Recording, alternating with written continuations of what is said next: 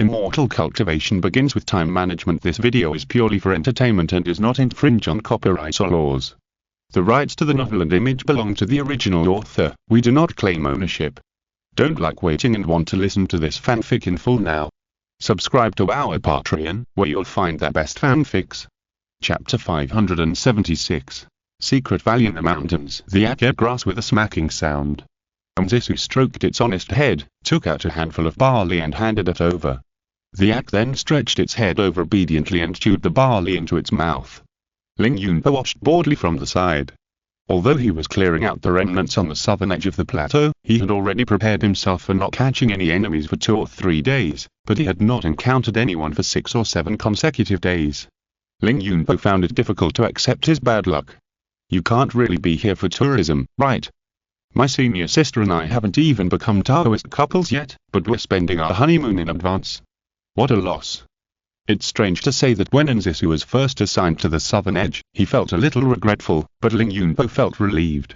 Now that he hadn't encountered any enemies for 6 or 7 days, Ling Yunpa became impatient, but Zisu strangely calmed down and started to travel around the mountains and rivers, having a lot of fun.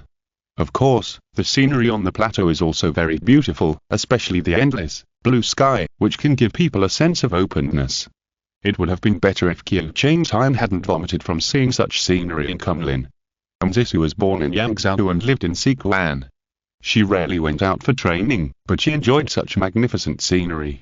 Although Ling Yunpa was bored, he patiently played with her because of her love. After feeding the axe, senior sister pointed to the snow-capped mountains in the distance and said excitedly, "Junior brother, let's go to the top of the mountain to have a look." Okay. Ling Yunpa agreed with a doting look.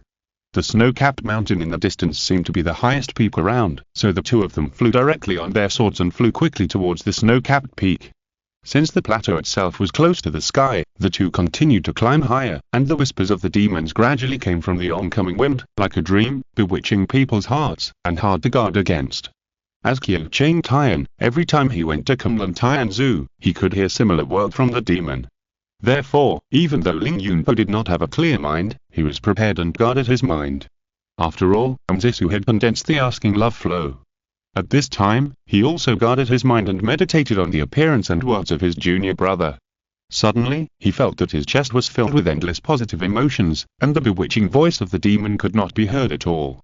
Among the 3 major schools, the asking love flow, if it were not for the disadvantage of being a lover, would actually have a higher bonus effect in terms of state of mind than the forgetting love flow and the absolute love flow. The two carefully resisted the whispers of the demon, passed through the clouds and snow mixed with ice particles, and finally landed on the top of the snowy peak. The top of the peak here is a huge plateau, without even a stone on it, as flat as if it had been rolled over by a road roller. Zisu was in a playful mood, stepping gracefully on the top of the peak with his hands behind his back, walking around the edge, as if measuring the area with his steps. Ling Yunpa was watching from the side, thinking that senior sister actually hit such a girlish side, which was really impressive. Kunlin Jing suddenly said. "What's wrong, Jin?" Ling Yunpa smiled proudly. "This is the first time you see such a lovely senior sister, right? Don't be jealous, study hard, you can also be so lovely." "Who is talking about your senior sister, Kunlin Jing said unhappily. "I mean there is an illusion on the top of this mountain. A large illusion, understand? Do you only have eyes for women?" "What's your tone, Jing?" Ling Yunpa pondered. "Illusion? What kind of illusion?" "Of course it's the flat mountain top you see." Kunlin Jing replied, "There is actually a sunken mountain pass on the top of this mountain, but the illusion completely covers the mountain pass. Do you want to go down and take a look?" Ling Yunpa did not agree immediately, but thought and said, "Why would someone cover the mountain pass with an illusion?" "I don't know." Kunlin Jing replied, "I have no impression of this place. I don't think this place was built in ancient times. It feels like it should be a product of the late ancient times and early ancient times."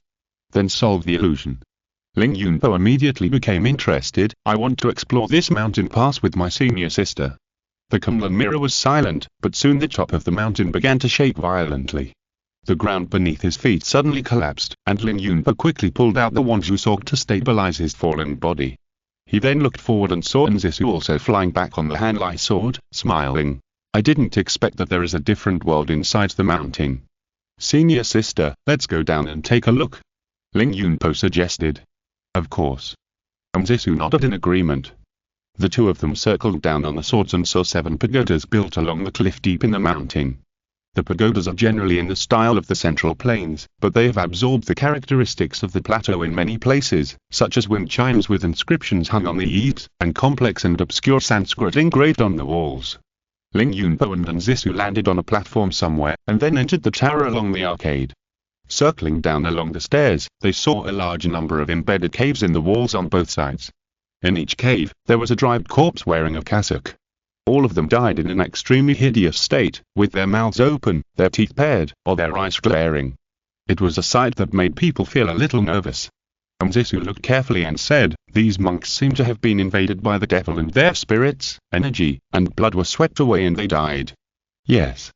Ling Yunpo also nodded. "There are no injuries on their bodies, but their bodies are decaying and they look haggard. This can only be the reason." "Strange," Zisu said puzzledly. "Since their deaths were neat and tidy, it means that they might have been invaded by the devil at the same time while meditating together. Well, if a single monk's mind had a flaw and he became possessed, it would be normal." Ling Yunpo also found something wrong. So many people were invaded by the devil at the same time. This cannot be explained by possession, it should be that they were collectively plotted against. As for what kind of plot they were subjected to, no one knew. Since Niwei repaired the sky, the demons could not go to the underground world in groups, and could only occasionally seize the rare opportunities to invade alone, such as being summoned by the demon sect with sacrifices. However, although Zisu did not know, Wei Dongliu had learned a lot of magic from the stone statue, and knew that the demon sect did have some secrets that could summon extremely powerful demons. If it was a demon king level demon, it might be able to devour all these monks in an instant. The two walked and looked until they finally got to the bottom of the tower, and then left the tower, and saw a large number of corpses fallen to the ground in the center surrounded by the 7 towers. Unlike those corpses whose ki and blood were plundered, the corpses here were all charred and carbonized, obviously burned to death by some extremely powerful fire spells. In the center surrounded by the charred corpses was a simple-shaped lampstand. The lampstand was empty, but there were vertical words engraved in Sanskrit below. Ling Yunpo looked carefully and saw that the Sanskrit interpretation was clearly, "Eastern light and pure glass lamp." Chapter 577. Wang Xi banged Juexin sword. At this time, facing so many clues at the scene, the experienced Ling Yunpo had basically guessed it in his mind. It seems that these monks gathered here to collectively practice some secret method with great hidden dangers. After all, they were all sitting in the cave, and relied on the Dongfang Wangjing colored glass lamp to keep their minds from being invaded and harassed by the demons. The result was just like a hugely armed extension of life. At the most critical moment, he encountered an unexpected change. The demons of the Jinwu clan invaded here, used fire magic to kill the monks guarding the colored glass lamp, and stole the colored glass lamp. The most valuable effect of the colored glass lamp itself is that it can illuminate the world with a little bright colored glass fire, making many evil spirits know where to hide. The evil spirits here also include the demons known for their concealment. The monks were collectively invaded and killed by the demons because they suddenly lost the protection of the colored glass lamp. As for this Dongfang Wangjing glazed lamp, it was subsequently brought to the Donghuan realm by Jinwu and hidden in the secret room of the Fuzang sacred tree. Its whereabouts were unknown as the Jinwu clan lost their clan land. It was eventually discovered by Longlong and Longhu and reappeared in the light of day. In this way, many clues were connected. Without mentioning the matter of hiding the Donghuan realm, Ling Yunpo told Zisu about this conjecture. Of course, without knowing that the Dongfang Wangjing glazed lamp was located in the Fuzang sacred tree of the Donghuan realm, Ling Yunpo's conjecture was just a conjecture, but there was no sufficient evidence. For example, how can we prove that this fire magic was released by the lamp-stealing demon? Can't it be released by human cultivators? Or by magic weapons? Or even caused by the monk's secret cultivation out of control? But Zisu didn't have so much guard against her junior brother. Ling Yunpo analyzed it seriously, and she just nodded and said and passed it by. According to this conjecture, this place should have been a Buddhist garrison, and the probability of traps is not high. Ling Yunpo concluded, "Next, why don't we search separately to see if we can find some more useful information?" "Okay." Zisu agreed. After all, they are in the same valley. If something really happens, temporary support will be in time. So Ling Yunpo chose another pagoda and stepped into it alone. Unlike the previous pagoda, there were no monks in this pagoda, but many bowls were placed. Bowls. Ling Yunpo suddenly remembered that when he was looking for the Feian sword for Sisterin and found Jingle Island in the South China Sea, he had entered a Buddhist temple. There was a demon dressed as a monk in the Buddhist temple. Although his cultivation level was extremely high, he stubbornly guarded the prison demon hall behind him and did not leave. In the prison demon hall, there were countless Arhat statues holding bowls. In each bowl, a demon was imprisoned. Wei Dongliu's knowledge may not have been enough at the time, but Ling Yunpo now already knew that this demon prison hall was the work of the Western religion, the predecessor of Buddhism. In ancient times, there were two famous leaders of the Western religion. What they liked to do most was to force all kinds of demons or unorthodox ways to be their disciples in the name of you and I are destined to be in the West, and then order them to do the hard work that the disciples were unwilling to do. The Buddhist temple on Jingle Island in the South China Sea, as the place where the Western religion imprisoned the demons, was guarded by demons who converted to Buddhism. Then, if the Amaguchi Pagoda on the edge of the plateau here is a demon cage similar to Jingle Island, and it is also guarded by Buddhist demons, it makes sense from a logical point of view. Considering that there are also Buddhist treasures such as the Eastern Light and Pure Glass lamp guarding here, it means that the demons they guard are much more dangerous than those on Jingle Island.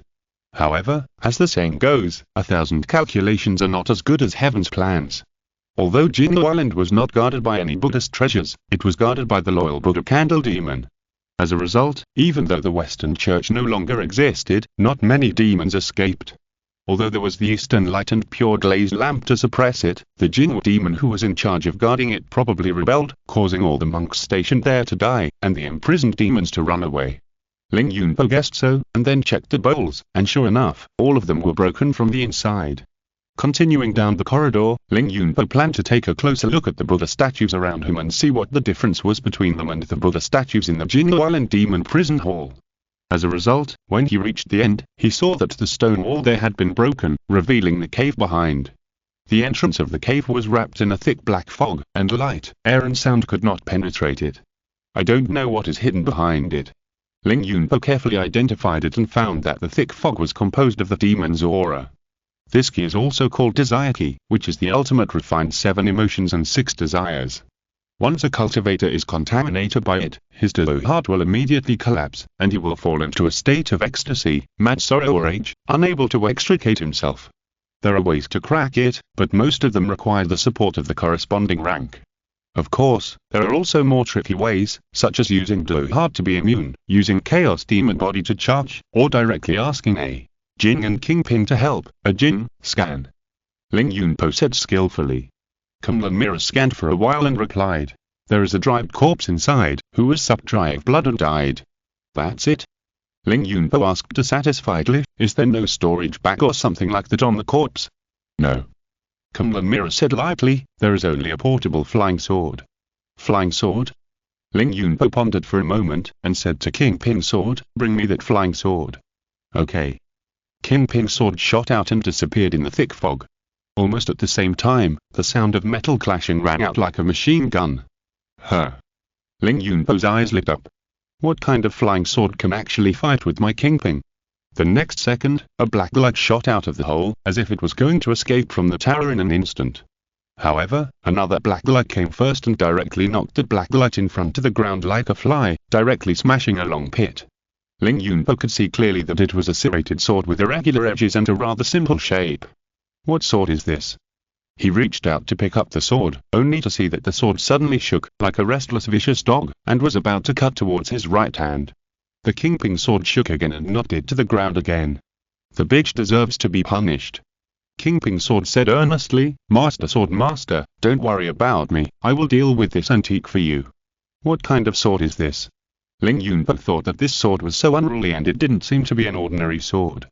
This sword is called the Wangxai Bangjuexen sword, and it has 3 other brothers and sisters.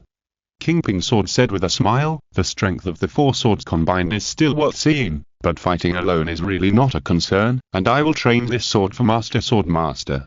Ling Yunpo. Humph, it's all within my expectations.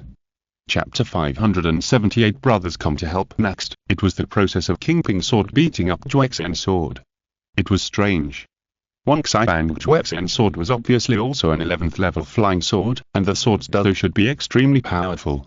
But when it faced the Kingpin Sword, it was only beaten unilaterally by it, and it didn't even use to at all. It couldn't use it. Ling Yunpo had been a sword immortal in Shushan for so many years, so his eyesight was naturally extraordinary.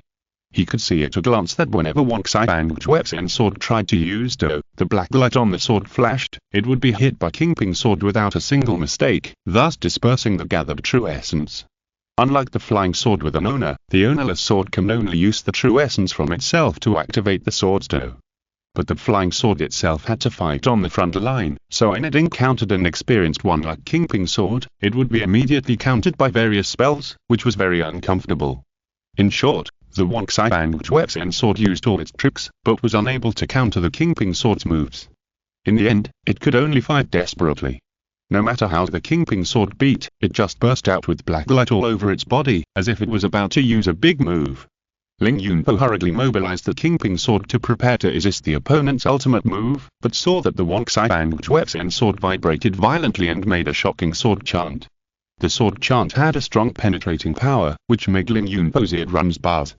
With the natural talent of the resonance between the sword bone and the sword, he could even roughly understand what the opponent wanted to express in the sword chant. "I'm so angry. I'm so angry." Then, the Wang Xiang's weapon sword threw itself directly to the ground, as if it was a scrap metal without any spirituality. It was a waste. Ling Yunpo was quick-eyed and quick-handed, and quickly manipulated the Kingping sword to turn into a sword light, wrapped up the Wang Xiang's weapon sword on the ground, and put it into the sword box behind him. Sure enough, not long after putting it into the box, Zisu heard the sound of the sword from outside and rushed in. "Junior brother! Junior brother, are you okay?" Junior brother, seeing Ling Yunpo standing there in good health, she breathed a sigh of relief. "Sister," Ling Yunpo said with a blank face, "just now a flying sword rushed out from there. I fought with it for a while, and it suddenly clanged and flew out." After listening to him, Zisu sighed and said, "So that's it. I think it's a high-level immortal sword. It's normal for it to be so unruly after suddenly getting out of trouble. Junior brother, don't regret it. Except for my natal sword, the other flying swords are all external things.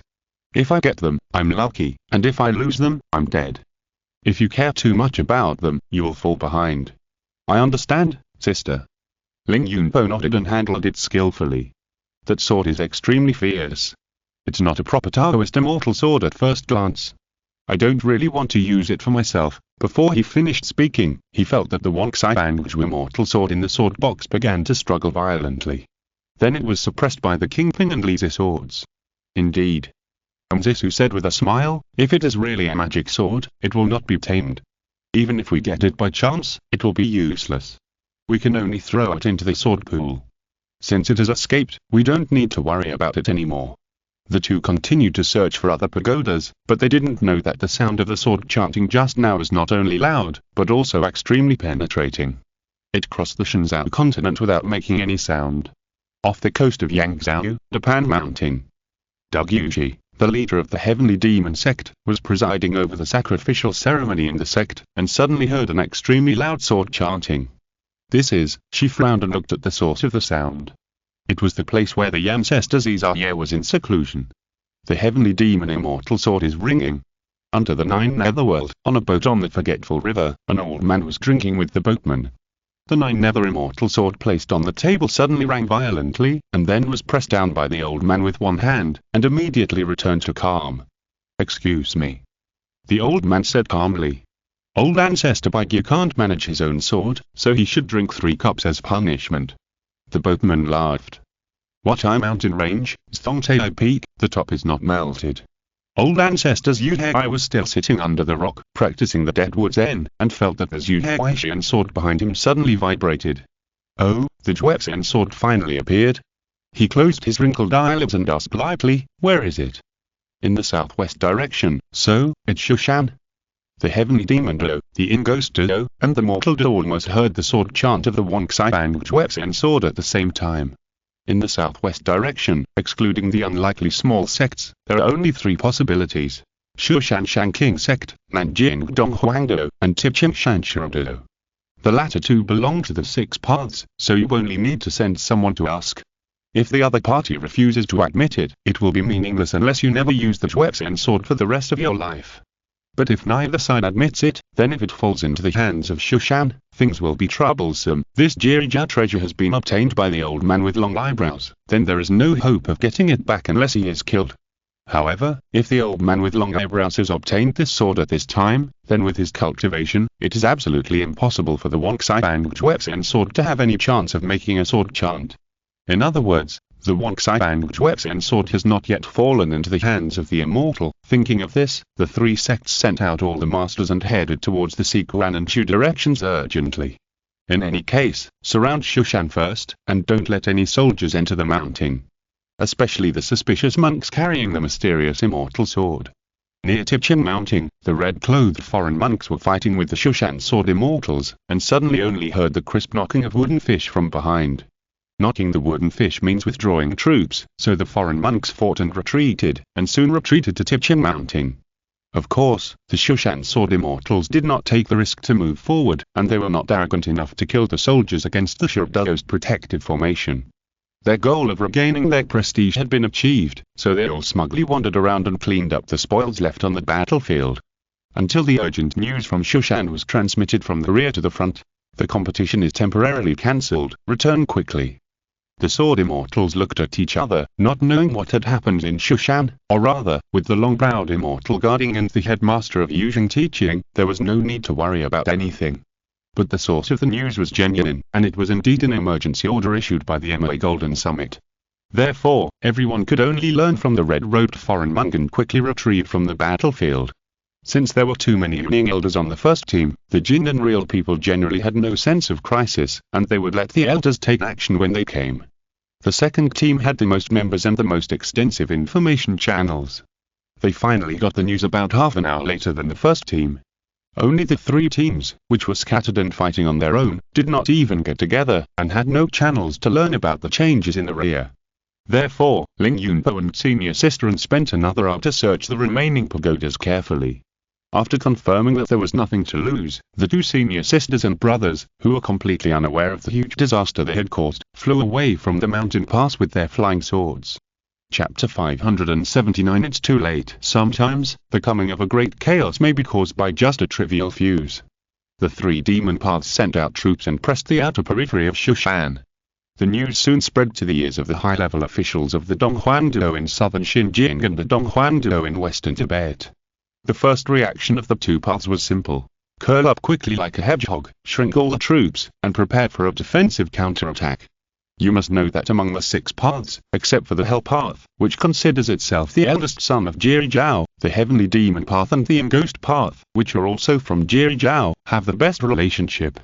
As the Mortal Path is too mixed, it can only cling to the thighs of the former two in diplomacy and follow them closely. Donghuangdo and Shirado, as foreign stepsons, often get news half a beat slower. Therefore, after learning the news, the first reaction of the two factions was let's stabilize first, and the second reaction was report and explore again. Unfortunately, although everyone has planted hidden agents in the other sects, this time it is about the treasure of Jirizhao, the Wonksai sword, and the news is always in the hands of the top leaders and even the ancestors. Many grassroots disciples are confused and don't know what's going on, not to mention those hidden agents no matter what. Since the other 3 sects have sent troops, we can't fall behind. On the Shurdo side, after the discussion and mobilization of the Water and Land Armor Assembly, the elders quickly made a decision: organize a counterattack immediately. So Tipchin Mountain was dispatched again, and a large number of red-robed foreign monks swept across the plateau like a flock of vultures, and in turn hunted down the Shushan sword immortals who didn't have time to evacuate. In the southern Xinjiang Donghuangdo, the newly returned crazy dragon ancestor issued a simple order: Shark. I want to see a river of blood. Wow, so there are more and more demon monks outside Shushan, even exceeding the scale and power of the last 100,000 gods and demons attack Penglai. At this time, Qiu Changtai and Zhu Yingyan were still training their spiritual consciousness in the secret realm of the divine Fido, and Kunlun soon received the news. Do you want support? Penglai has never been known for its fighting power, and it suffered heavy losses since the last time. This time, it is definitely not possible to help from afar. On the Kunlun side, the top leaders are inclined to go to the rescue. After all, the 3 pure ones of the sect are of the same blood, but Shushan has not asked for help. We can't take the initiative to go, that would be too cheap. So the head of Ziwi directly decided. Don't publicize it first, wait for Shushan to send a message for help. This head is really shrewd, because Shushan really has no intention of asking for help at this time. The demon sect move this time is quite strange. In the ancestral hall on the golden summit of Imre Mountain, the elders of the major peaks discussed and said, first of all, it was extremely hasty, and each fought on its own. There was no sign of unified command like the last siege of Penglai. Secondly, not only did they not join forces to set up the Zhuxian sword formation, but even the ordinary formations were set up separately, which shows that they did not connect with each other before attacking, but acted on impulse.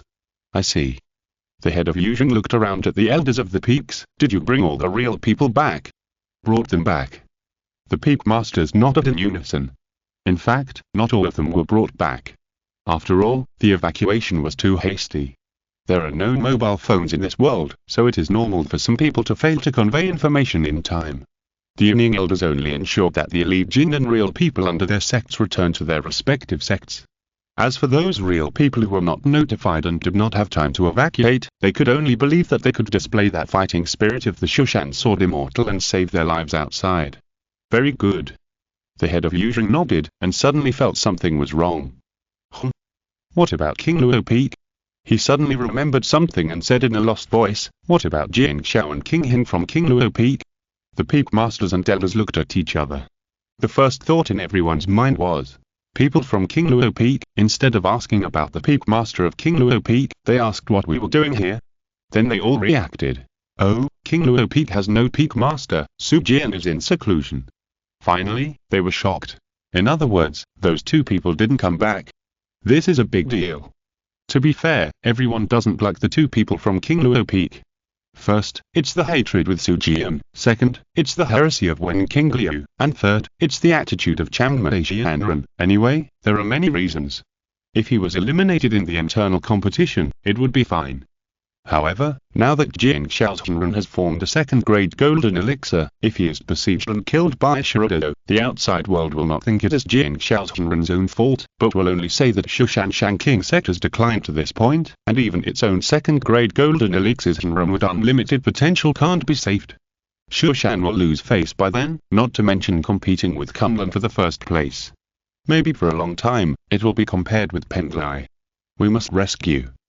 Yuzheng sect master immediately decided. So everyone faced the second question.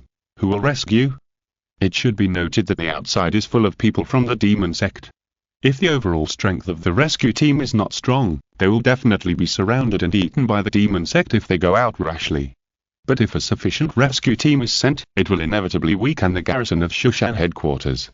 Just when the Shushan senior leaders were extremely entangled, Ling Yunpo on the plateau had not noticed anything wrong, but was just walking in the rainforest with senior sister Anne. To the south of the mountain range on the edge of the plateau, the altitude dropped rapidly, and a large number of rainforests quickly appeared. The rainforest is full of miasma, and ordinary cultivators are easily infected if they are not prepared, but Nzisu and Ling Yunpo have experience in dealing with miasma, and their own bones are extremely tough, so even if they walk through the rainforest, they can still move freely. Nzisu even encountered a group of monkeys in the rainforest. These monkeys kept picking wild fruits and throwing them down, but Senior Sister manipulated the magic sword to flexibly push them away, leaving them unharmed. However, the monkeys threw more vigorously, as if they had encountered some very interesting toys. It was not until Ling Yunpo used the sword magic, and the water sword energy cut off all the surrounding trees, and the branches and leaves flew everywhere, that the monkeys scattered in fear. Let's go. Nzisu chased after them and said excitedly, let's go steal the wine leg brood. The two quietly followed the monkeys and found their habitat. Ling Yunpo then used the green mist to cover the mountains, and the surrounding rainforest was all trapped in a thick fog that was so thick that one could not see one's hand in front of one's face. Nzisu took the opportunity to search every tree, and actually found a pool of fruit wine in the tree hole of one of the hollow trees. She seemed to have found a treasure and stole it all with the wine god. The two took advantage of the thick fog to slip away, and only after they were completely out of the rainforest did they burst into laughter. But soon, they could no longer laugh, because standing in front of them were dozens of Shirodo blood-robed foreign monks, all of whom had ill intentions and were murderous. Chapter 580. The Iron Vein Elder, chasing for thousands of miles. Ling Yunpo had done countless rehearsals. For example, his identity was suddenly revealed, his senior sister suddenly noticed something was wrong, he was suddenly surrounded and killed by the elders of Shushan, and even the immortal Chanmei suddenly attacked and killed him, etc. In terms of reaction and quick wit when encountering danger, no one present could compare with him. Therefore, before senior sister and the Shurada monks on the opposite side could react to their sudden encounter, he had quickly merged with the Kingpin sword, and the sword light wrapped Nzisu in it, and turned around and rushed to the south. The reason why he did not fight with these monks was also very simple. So many monks dared to appear on the plateau, and put on an unbridled and arrogant attitude without disguise, which showed that the offensive and defensive situation of Shurada and Shushan had reversed, and now Shurada must have the upper hand. The Shushan sword immortals of other peaks have the protection of the Yunning elders, but our King Luo peak does not, and among the crowd of monks on the opposite side, who knows if there are elders at the Yunning level? If you don't run when you should, you will be blamed. When the sword light rushed out for nearly 100 feet, the foreign monks suddenly reacted. Looking at the appearance of the two people, aren't they King Fen and Jing Xiao from Shushan? Regardless of cunning, Penglai or Shushan, almost all well-known orthodox monks with sufficient potential are on the wanted list of Watai Mountain. If you kill a person, you will be given a reward. The high-level leaders of the Fanxing sect will personally guarantee it, and it is fair to everyone. However, although the bounty share of these wanted lists is enough to tempt any demon monk who is numb to involution, the high difficulty of hunting them can make more monks stay away. The reason is nothing else, it is just the protection of the orthodox sect. Among them, although King Fen and Jing Xiao are 1/3 grade and 1 2nd grade golden elixir, they are said to be not liked by the high-level leaders of Shushan, so they often go out to look for opportunities on their own. The difficulty of hunting is much lower than that of other orthodox monks, so most demon monks have memorized the appearance of these two people. Seeing Ling Yunpo and Nzisu running away, how could the Shurada monks not recognize them? They immediately split into two. 2/3 of the people quickly chased after them. The other 1/3 went back to Tipchen Mountain to bring the elders over, making sure to swallow these two pieces of fat meat together. Ling Yunpo took Nzisu with him and quickly rushed out of the plateau and entered the rainforest in the south. Jing? He asked quickly, are the pursuers behind still there? Still following? Lin Jing replied, they are using the spirit eagle to monitor you. Ling Yunpo looked in the direction of Jing and saw a faint black spot in the sky in the distance. It turned out to be the Shurada spirit eagle. This kind of bird has been trained by the monks with secret methods for a long time, and its visual range can reach a very amazing level, even exceeding the attack range of ordinary monks. Ling Yunpo made a rough estimate and knew that at this distance, only Qiu Changtian's thunder method could reach it. Rather than risking his identity being exposed by using thunder magic, it would be better to fly at low altitude with his senior sister and use the cover of the rainforest canopy to escape the pursuit. Thinking of this, Ling Yunpo quickly gave Nzisu a look, and the two of them lowered the height of their flying swords at the same time and disappeared into the woods. Flying a sword in the woods requires dodging the trunks and branches that may stick out from the surroundings during high-speed flight. Most cultivators do not have such reaction speed, so they can only choose to reduce the flight speed. However, Ling Yunpo and Nzisu have practiced the 7-killing swordsmanship for many years and have long been able to do two things at the same time. At this time, not only did the speed of flying the sword not decrease, but the natal sword cut left and right on the flight path ahead, cutting off all the branches and leaves that blocked the way, so as not to cut themselves when flying at high speed. Did you get rid of it? Ling Yunpo asked again. The original pursuer has been shaken off. Radar Jin quickly reported, but there is a new one, and the speed is higher than yours, and it is approaching quickly. Ling Yunpo snorted coldly, and instantly rushed out of the canopy with his sword, looking back quickly. Then he saw a sturdy and strong monk with a shiny scalp, wearing a bright red cassock, holding a purple gold bowl in his left hand and holding an ironwood rosary in his right hand, and he came in the air with his footwork. I'm Goldwood. The monk raised his palm with one hand and shouted loudly, please stay and teach me, Master King Fen and Master Jing Xiao. After saying that, his hand suddenly slapped through the air, and a powerful energy turned into a black giant palm, which followed his movement and hit Ling Yunpo's head. In a flash, Ling Yunpo only had time to turn the Kingping sword and stab it upwards, and then he felt an unbearable force coming from the sword, and the Kingping sword instantly flew back. The foreign monk Goldwood was shocked. After all, he was also a Yunning cultivator, and he used the extremely powerful Dharma King's handprint, but he didn't break the Shushan cultivator's natal sword directly, but just shook it away. Although this Shushanking Fenshinran had just been promoted to the 3rd grade golden elixir, his bombs and flying sword are really strong. Not bad. He is worthy at being the disciple of Kisha. He laughed wildly, suddenly turned around, and grabbed the Feon sword that attacked from the back. Zisu's eyes were slightly cold, and the Feon sword followed her sword tactics and passed lightly under Jermu's palm, hitting his lower abdomen, making a dull sound like breaking leather. It didn't penetrate at all, but only pierced his cassock. Zisu quickly retreated to Ling Yunpo and said, "This person is Elder Taimei." Ling Yunpo's face also darkened. Sure of Dalo foreign monks, whether their birth name or their Dharma name, are difficult to remember, so the Central Plains cultivators often like to ignore their names and give them an extra nickname that is easier to remember. Elder Taimei is a notorious Yuning elder in Shirodalo. His cultivation level is not too high, but he is extremely good at fighting with others. The most troublesome thing is the secret iron vein method he practiced, which can make the hard skin of the whole body invulnerable to swords and guns. Even the sharpest flying sword can hardly penetrate half an inch, so he has a nickname called Shushan Nemesis. After all, facing this Iron Vein Elder, the attributes of the immortal sword itself are irrelevant. No matter how sharp it is, it can't pierce the Iron Vein Dharma body. The sword immortal's own cultivation level must be high enough and his true essence must be strong enough to make the immortal sword's power reach the level of breaking his defensor. Ling Yunpo has formed a 1st grade golden elixir, and his true essence is far more powerful than his peers, and it is impossible to compare with the Union cultivator. In other words, it is probably impossible to break this person's defensor with just the immortal sword. Thinking of this, he was furious and wanted to knock out Senior Sisterin immediately, then transform the 5 elements divine light to surround and kill the opponent, and then now to take South Under to kill this Jermu directly across levels. Of course, this is impossible. It is better to run away with Senior Sister. Ling Yunpo cast a look at Nzisu again, and the latter immediately understood tacitly. The two of them shook their bodies together and performed the dividing cloud back step, and suddenly disappeared from Golmud's sight. Interesting. Golmud was not angry but happy, with a greedy gleam in his narrowed eyes. Now there are actually Shushan monks practicing footwork. And judging from the speed of movement, it is not inferior to my wheel-turning divine step. In that case, this footwork is indeed destined for me. In view of the fact that you have come to establish a relationship with me, I will only send you to the west, leaving your bodies intact, and you don't have to claim the reward. Chapter 581. Can't help protecting. After passing through a large rainforest, we will reach the South China Sea.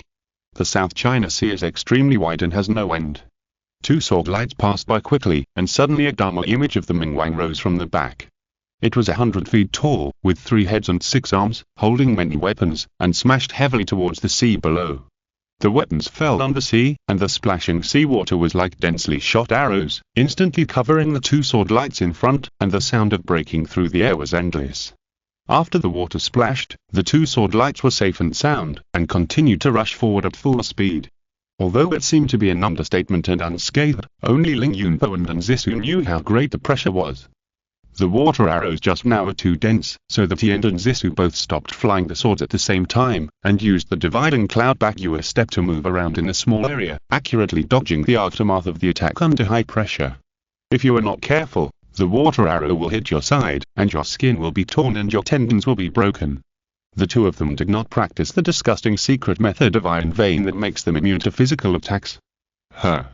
Not that they don't have it. If Senior Sisterin was not here, I would have to switch to the Linglong template and I should be able to withstand a few blows head-on, of course, only a few blows. In the final analysis, it was because the realm and strength were too overwhelming.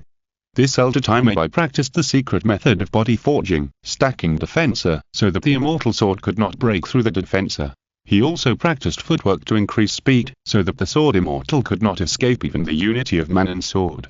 No wonder he was called the Shushan Nemesis by the outside world. If it were an ordinary demon cultivator who dared to call him this nickname, he would have been stabbed to death by the Shushan Roughman. Junior brother, be careful. Nzisu suddenly said, and moved his body, as if to block the damage for him. Ling Yunpo said nothing, resolutely backhanded and hugged Senior Sisterin like lightning, as if dancing a waltz, and just dodged the demon pestle that fell from the side. Another water column burst into the sky, almost reaching a height of 100 feet, shocking Ling Yunpo's tired body. If he had not been able to dodge such a terrible force and was hit head-on, he would have been killed, right? Zisu also had a lingering fear, knowing that she and her junior brother had just brushed shoulders with death. She pursed her lips and thought for a moment, then made a quick decision, gritted her teeth, and resolutely shouted, "Junior brother, you first." Ling Yunpo knew what she wanted to say from her expression, and interrupted her spell casting. "Senior sister, you go first. I'll hold the demon monk for you." Zisu. "How can a junior brother die for a senior sister?" she shouted in shame and anger. "You still know that you were going to die." Ling Yunpo complained. "Dare to snatch my lines of unyielding character. I think you were unreasonable, senior sister." Golmud had cultivated the divine ear and had excellent hearing. He heard the entire conversation between the young couple and temporarily stopped his attack leisurely. He raised one hand and chanted, "Amitabha. You owe me my life, and I will repay your debt. Because of this cause and effect, we will always be in the cycle of life and death for hundreds and thousands of kalpas. You love my heart, and I pity your beauty. Because of this cause and effect, we will always be entangled for hundreds and thousands of kalpas." Ling Yunpo. Although he did not understand Buddhist principles, he could roughly hear that the monk was mocking the two people's unclear cause and effect entanglement, and immediately said angrily, "You monk, you're ignorant. Kill if you want to. Is it the Buddhist style to discuss other people's private affairs?" The donor misunderstood. Golmud said with a smile, "I was touched for the moment, so I recited a few sentences of the Yamlang Sutra. Don't worry about it." At this point, he changed the subject and said leisurely, "I saw that the footwork you used just now seems to be related to Buddha." Ling Yunpo was slightly startled when he heard this, and immediately knew what the other party was planning. He quietly practiced the mental method in his dantian, and hurriedly recovered his true energy. Ling Yunpo said, "Okay, since you have a connection with Buddhism, my sister and I will go back and copy the footwork on the scriptures and paper, and then find a temple, burn it with incense and candles, and offer it to the Buddha as in the West." Yu had a smile on his face, but when he heard the second half of the sentence, his expression immediately became gloomy, and he raised his palm and said, "Since the two donors are still attached, I will help the two donors to get rid of it." Before he finished speaking, he flicked his hand and made another big handprint, and the energy raised a tsunami of 100 feet, smashing down like an overwhelming force. The power of the nascent soul is so terrifying. A casual ordinary attack is like a natural disaster, and Pamo can't resist it. Ling Yunpo was desperate and thought to himself, "Since you only know how to use your cultivation level to bully the weak, then I won't talk about martial ethics with you. Arjing, help me deal with this guy." Kunlun Mira sighed, as expected. "Ever since I helped Wei Donliu escape the pursuit of Ziwi's sect leader last time, this guy knew that my illusion could deceive the perception of Yuning cultivators. He is so meticulous, I have to be more careful in the future, so as not to arouse his suspicion." Thinking of this, Kunlun Mira sighed and used all his strength to activate the illusion. Golmud was about to continue the pursuit, but suddenly he saw the sky and the earth hanging upside down around him, the boundless seawater falling down like a downpour, and the scorching sun fell like a meteorite, and the surrounding seawater quickly boiled and evaporated. Golmud was so frightened that his 3 souls were in turmoil, and his 7 spirits were gone. He suddenly activated the secret method of saving his life and fled to the northern continent. "Humph, loser." Ling Yunpo supported Zisu and stood calmly on the sea. He only heard the latter ask in confusion, "That man, why did he suddenly run away?" As the saying goes, don't chase a desperate enemy. Ling Yunpo said calmly, "I think he suspected that we were leading him deep into the South China Sea and was worried that there was a trap, so he turned around and chose to run away." After hearing his junior brother's explanation, Zisu said, "Oh," and obediently gave up thinking. "Then shall we go back?" "Let's go back to Shushan." Ling Yunpo nodded. Even if he had a strong reasoning ability, he could only guess that the Shurdalo launched a counterattack near the plateau, and he and his senior sister were just implicated and tracked down, but he didn't know that Shushan was now also surrounded. The two of them took a detour to the South China Sea, re-entered the Shenzhou continent from the Qingzhou direction, and then returned to Shushan from the Han and Jiangxi direction. As a result, as soon as they entered Sichuan and Shu along the Yangtze River, they immediately realized that something was wrong. How could there be so many demon monks flying around in the air without any concealment? Ling Yunpo quickly lowered the height of his flying sword and pulled senior sister into the grove, saying in surprise, "Senior sister, something is wrong here." Under normal circumstances, even if 1 or 2 demon cultivators appeared, they would have been killed by the Shushan cultivators. From this, it can be inferred that something must have happened in Shushan, which has led to its inability to wipe out the demon cultivators within its sphere of influence. Zisu naturally agreed with such an obvious thing, and said to Ling Yunpo, "In this case, the closer you get to Shushan, the greater the hidden risks. Junior brother, why don't you?" Before he finished speaking, he was interrupted by Ling Yunpo again. "Why don't you take shelter somewhere first, and wait for me to find out the situation ahead, and then come back to find you?" Zisu pursed his lips hard, thinking that this junior brother interrupted what I was about to say again and again, which was really unpleasant, so he sighed and said, "How can senior sister rest in the back and let junior brother go out to take risks to explore?" Ling Yunpo smiled and said, "How can it be possible for a man to rest at the rear while a woman goes out to take risks to explore?" "What woman?"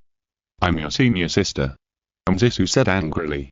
Seeing that if he continued to tease her, her sister would definitely get angry, Ling Yunpo immediately smiled and said, "In that case, why don't I go to explore with my senior sister? If we encounter any danger, we can protect each other."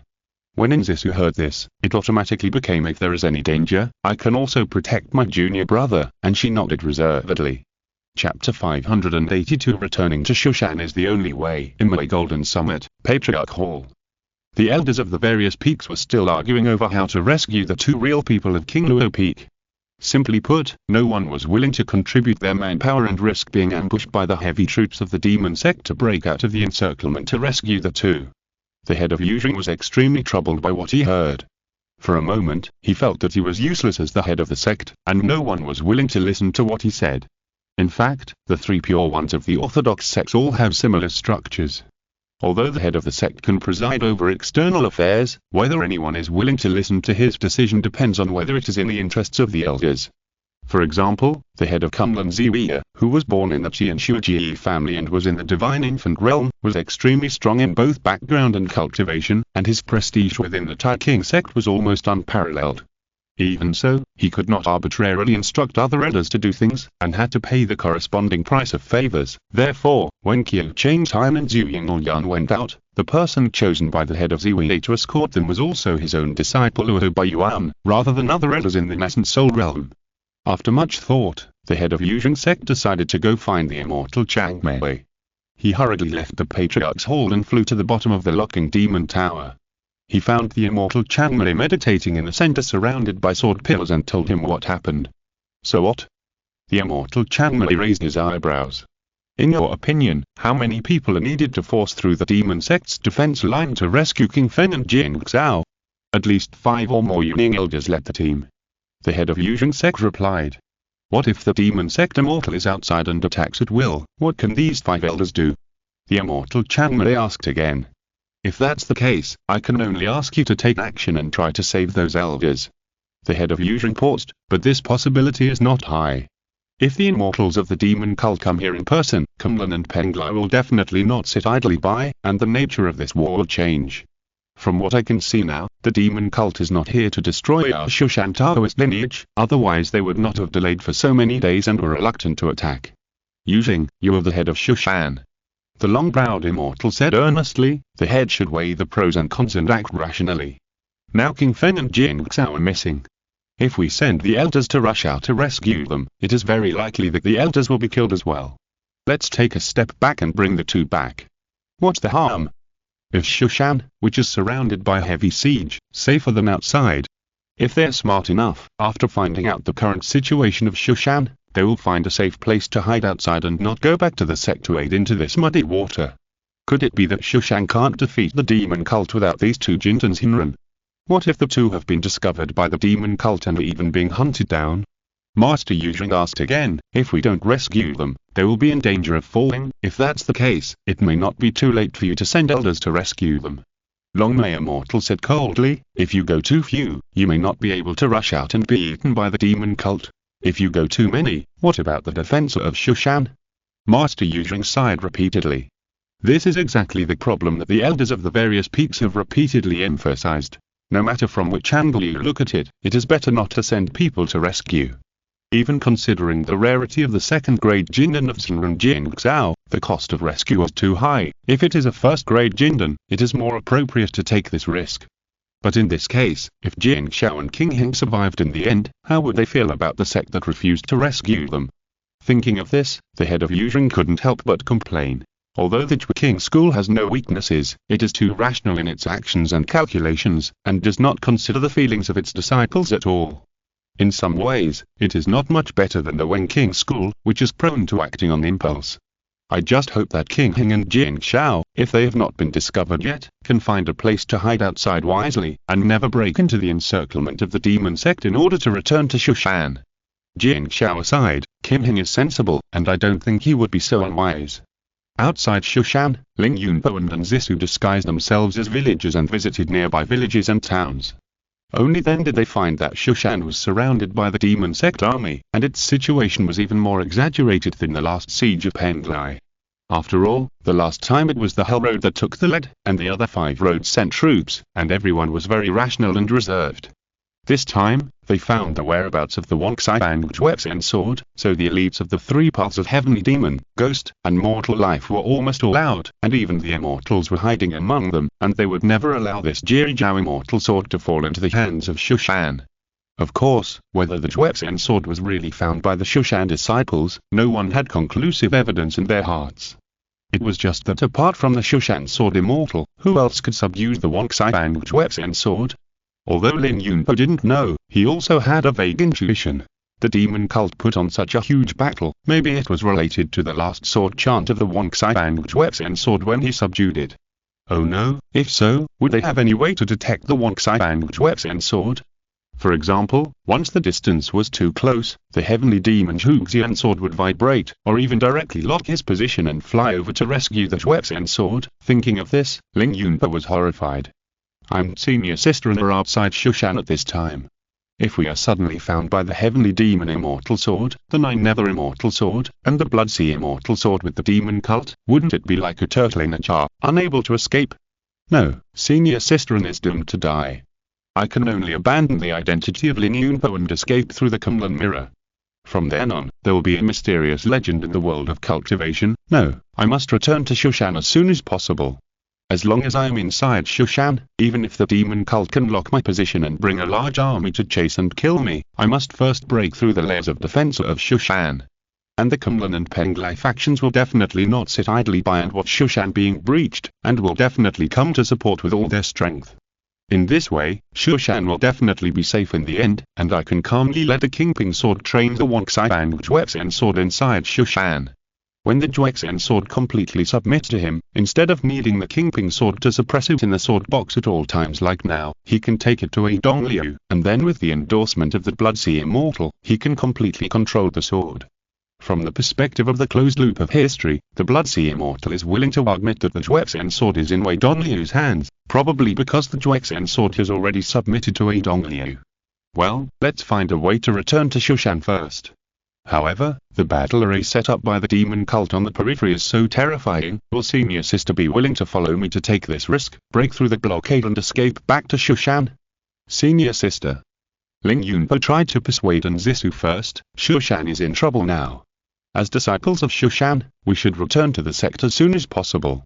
Otherwise, if Shushan falls, what should be done with Master who is still in seclusion in King Luo Peak? You're right. When Zisu heard her junior brother's analysis, her IQ had already dropped to naught, and then Ling Yunpo brought up Master again, and her IQ quickly fell to negative numbers. She nodded repeatedly like a yes man, gave up thinking and said, "Junior brother, whatever you want to do, senior sister will follow you." Very good, easily done. If you're listening to this novel on a channel other than Mundo Fanfic Novelers, it means they downloaded and uploaded it without effort. We cordially invite you to visit our channel, Mundo Fanfic Novelers. There you'll find the original version of this story and you can explore many other novels of various genres. We're waiting for you to immerse yourself in a world of incredible novels. Chapter 583. 1/4 of the Immortal Executioner Sword Formation. Although they were determined to return to Shushan, the more Ling Yunpo and Zisu inquired, the more frightened they secretly felt. Because the demon sect's momentum this time was too great, it could be said that they had almost come out in full force, and the lineup was so terrible that Ling Yunpo could almost confirm that the 3 sect guarding immortals at Tianmo, Yingyi and Fanxing must be hiding here. The whole sect had come out in full force. What was the point of the immortals staying in the empty sect's residence? At least the 3 sects of Fanxing Duo had come, and Ling Yunpo guessed that the Blood Sea Immortal was probably hiding among them, but he just didn't know where. So the question was, what would the Immortal do here? Well, let's find a way to return to Shushan first. In the next few days, the two carefully explored the periphery of the demon sect's residence. Although the Shushan disciples were all besieged inside Shushan at this time, spies from cunning, Penglai and other sects and families of cultivation were still infiltrating from the periphery. Somewhere outside the demon cult's position, a natural market was built in the nearby mountains for the 5 sects to trade with each other. Since there was no very strict identity check, more than just the demon cult monks came in, and everyone knew it tacitly. Ling Yunpo and Zisu changed out of the Sword Immortals' green shirts, dressed up as wandering cultivators, and mixed in from the periphery, pretending to ask in front of various stalls, trying to pick up leads. It's strange. Coming to an empty corner, Zisu said in confusion, I saw that the people at the demon cult rearranged the defense line today. Why would they deploy heavy troops inside and place bait outside?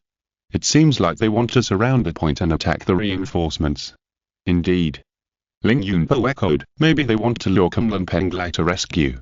Although he said so, Ling Yunpo actually seriously suspected that the demon cult was not ambushing Kumlan Penglai, but the person holding the Wonxai Bangjuexian sword. Of course, I wouldn't be stupid enough to just rush in, At this moment, Ling Yunpo suddenly noticed that there were many more demon cult monks in the market. These demon cult monks did not have uniform clothing, and they looked like casual cultivators passing by. However, Ling Yunpo had Wei Donliu's experience, so he quickly recognized that this one was a cultivator from Lingsu Mountain of Fanshindo, whom I had seen in Thongtai Mountain. That one was a cultivator from Shirodo, whom I had seen in Puji Temple. His mind turned slightly, and he immediately guessed something, and hurriedly said to Zisu, not good. The demon cult is closing in, let's go. The two of them left the market quietly, and saw that many casual cultivators around them were leaving in a hurry. Obviously, Ling Yunpo was not the first person to notice these suspicious cultivators, and many casual cultivators had already noticed it in advance and hurriedly ran away. After leaving the market for only a few dozen breaths, the sound waves over there suddenly became noisy, as if the demon cult monks had started to take action. Let's go. Ling Yunpo took the lead and took his senior sister to fly on the sword. Seeing that the situation was not good, the scattered cultivators around also hurriedly displayed their magical powers. Most of them also fled on their swords, while the rest displayed their magical powers, escaping underground and running in an endless stream. Very good. Ling Yunpo was overjoyed. Everyone fled separately. Even if the demon cultivators came to chase us, they would not always keep an eye on me and my senior sister, right? In order not to attract attention, I left the sword box containing the Kingping sword and the Wonxai Bangjuexian sword outside. This time I only brought the Li Zi sword and the Wonju sword, shit. Everyone was shocked, and suddenly there were gusts of cold wind around, and the ghostly air was eerie. Countless sword ki rushed into the sky, forming a fence, trapping everyone in it. If it wasn't the Zhuxian sword formation, what else could it be? They actually used the Zhuxian sword formation to deal with the scattered cultivators. Demon cult, you are so despicable. Ling Yunpo gritted his teeth and looked again, only to find that it was not the complete Zhuxian sword formation, but a quarter of the sword formation arranged by the Tianmo Zhuxian sword. In other words, it was not the Heavenly Demon Immortal who took action himself, but he borrowed the Heavenly Demon Immortal sword and asked his younger sister to set up this quarter sword formation. The purpose was just to trap these casual cultivators, and then kill them one by one. Ling Yunpo's mind moved slightly, and he quickly looked at Zisu. I saw that senior sister and also had a solemn face. It was obvious that there was no problem asking her to kill someone, but breaking the formation was not senior sister's forte. Although he had never seen the Immortal Sword diagram, Ling Yunpo, with his rich knowledge of formations, could roughly see that the Immortal Sword formation was basically an amplifier, greatly expanding and extending the attack range of the Heavenly Demon Immortal Sword. It was not feasible to use formation knowledge to break the formation. Because the sword energy at the sword formation that trapped everyone did not come from the formation in essence, but from the Heavenly Demon Immortal Sword, which was the eye of the formation. Simply put, the method of breaking the formation is to find the eye of the formation according to the direction of the formation, and then take away the Heavenly Demon Immortal Sword, and the formation will be solved by itself. However, the last time Qiu Changtian was able to break the formation, he also used a similar decapitation tactic. He went deep into the formation alone and defeated Lei Qian, who was in charge of the formation at the center. It is easy to imagine that since that time, the demon cult will no longer ignore the key protection near the center of the formation. Just put a few Yuning elders to watch, and it will be almost impossible to break the formation. Ling Yunpo's thoughts turned rapidly. Without the Kingping sword, he felt that most of the means he could use were abused. There was no choice but to go to the storage bag to see if there were any trump cards that Ling Yunpo could use with his identity. What is this? Ling Yunpo saw a simple-looking pure bottle deep in the storage bag. The bottle mouth was blocked with a cork, and there was a faint sound of tide when it was shaken, as if a big river was washing the embankment. This is the Huan Pure bottle. Seeing his confused face, Kunlun Mirror reminded him. Of course I know. Ling Yunpo immediately showed a contemptuous expression of "Do I need you to remind me?" and said calmly. But when did I get this bottle? Since it is hidden deep in the storage bag, it means that it must have been taken by the character Ling Yunpo. No matter what, take it out and use it first. Ling Yunpo took out the clean bottle, pulled out the cork, and poured it down. I saw that the water of the big rivers and lakes immediately gushed out from it, and in an instant, the surroundings turned into a vast ocean. Hey! Watch the water. Kunlun Jim hurriedly reminded, you must use this bottle with caution. If you accidentally throw it somewhere, and it is dumped for a long time without anyone to straighten it, the water will continue to pour out. When the time comes, it will flood the whole state, and the karma of the people suffering will all be on you. Got it. Ling Yunpo thought to himself, how could I throw this bottle away? A bottle with such great power should be properly kept in my hands. After dozens of breaths, there was still no sign of scarcity of water in the bottle. Most of the scattered cultivators around were forced to fly their swords to increase their altitude to avoid being drowned by these unknown water flows. Ling Yunpo knew that this water was no different from ordinary rivers, so he pulled Senior Sister into the water and continued to pour out the river water. Soon, the lake in the formation rose to dozens of feet high, and the sword energy formation wall that trapped the scattered cultivators around it also showed signs of collapse under the impact of such a huge amount of water.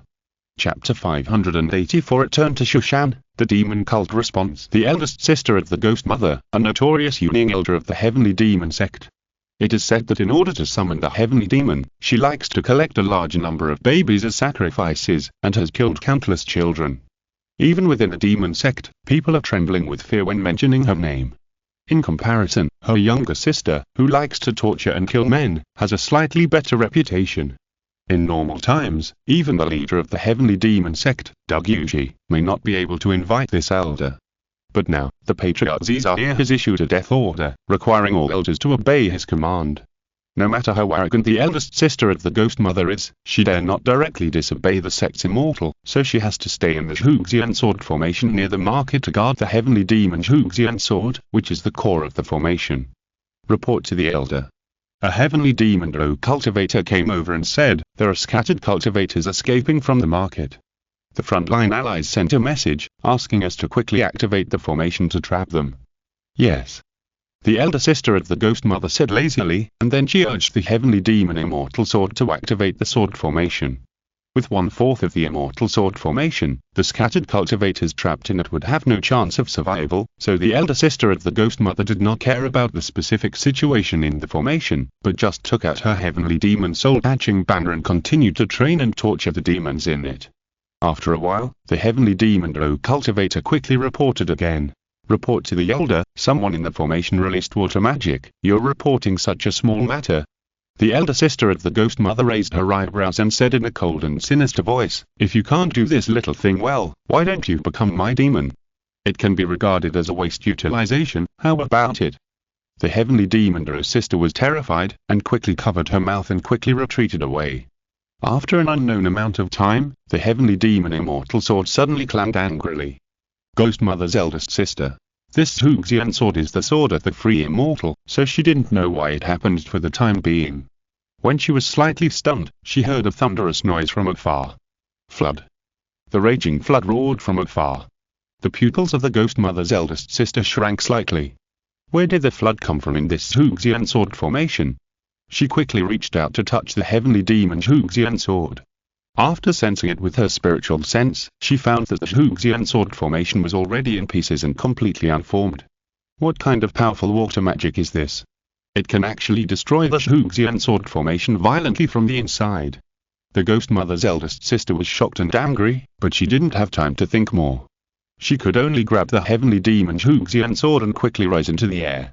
Looking down again, she saw that the Zhuxian sword formation had collapsed, and the flood was still strong, sweeping away the market of the demon cult monks behind her. Many demon cult monks were caught off guard, either being taken away directly by the flood or flying up in a hurry.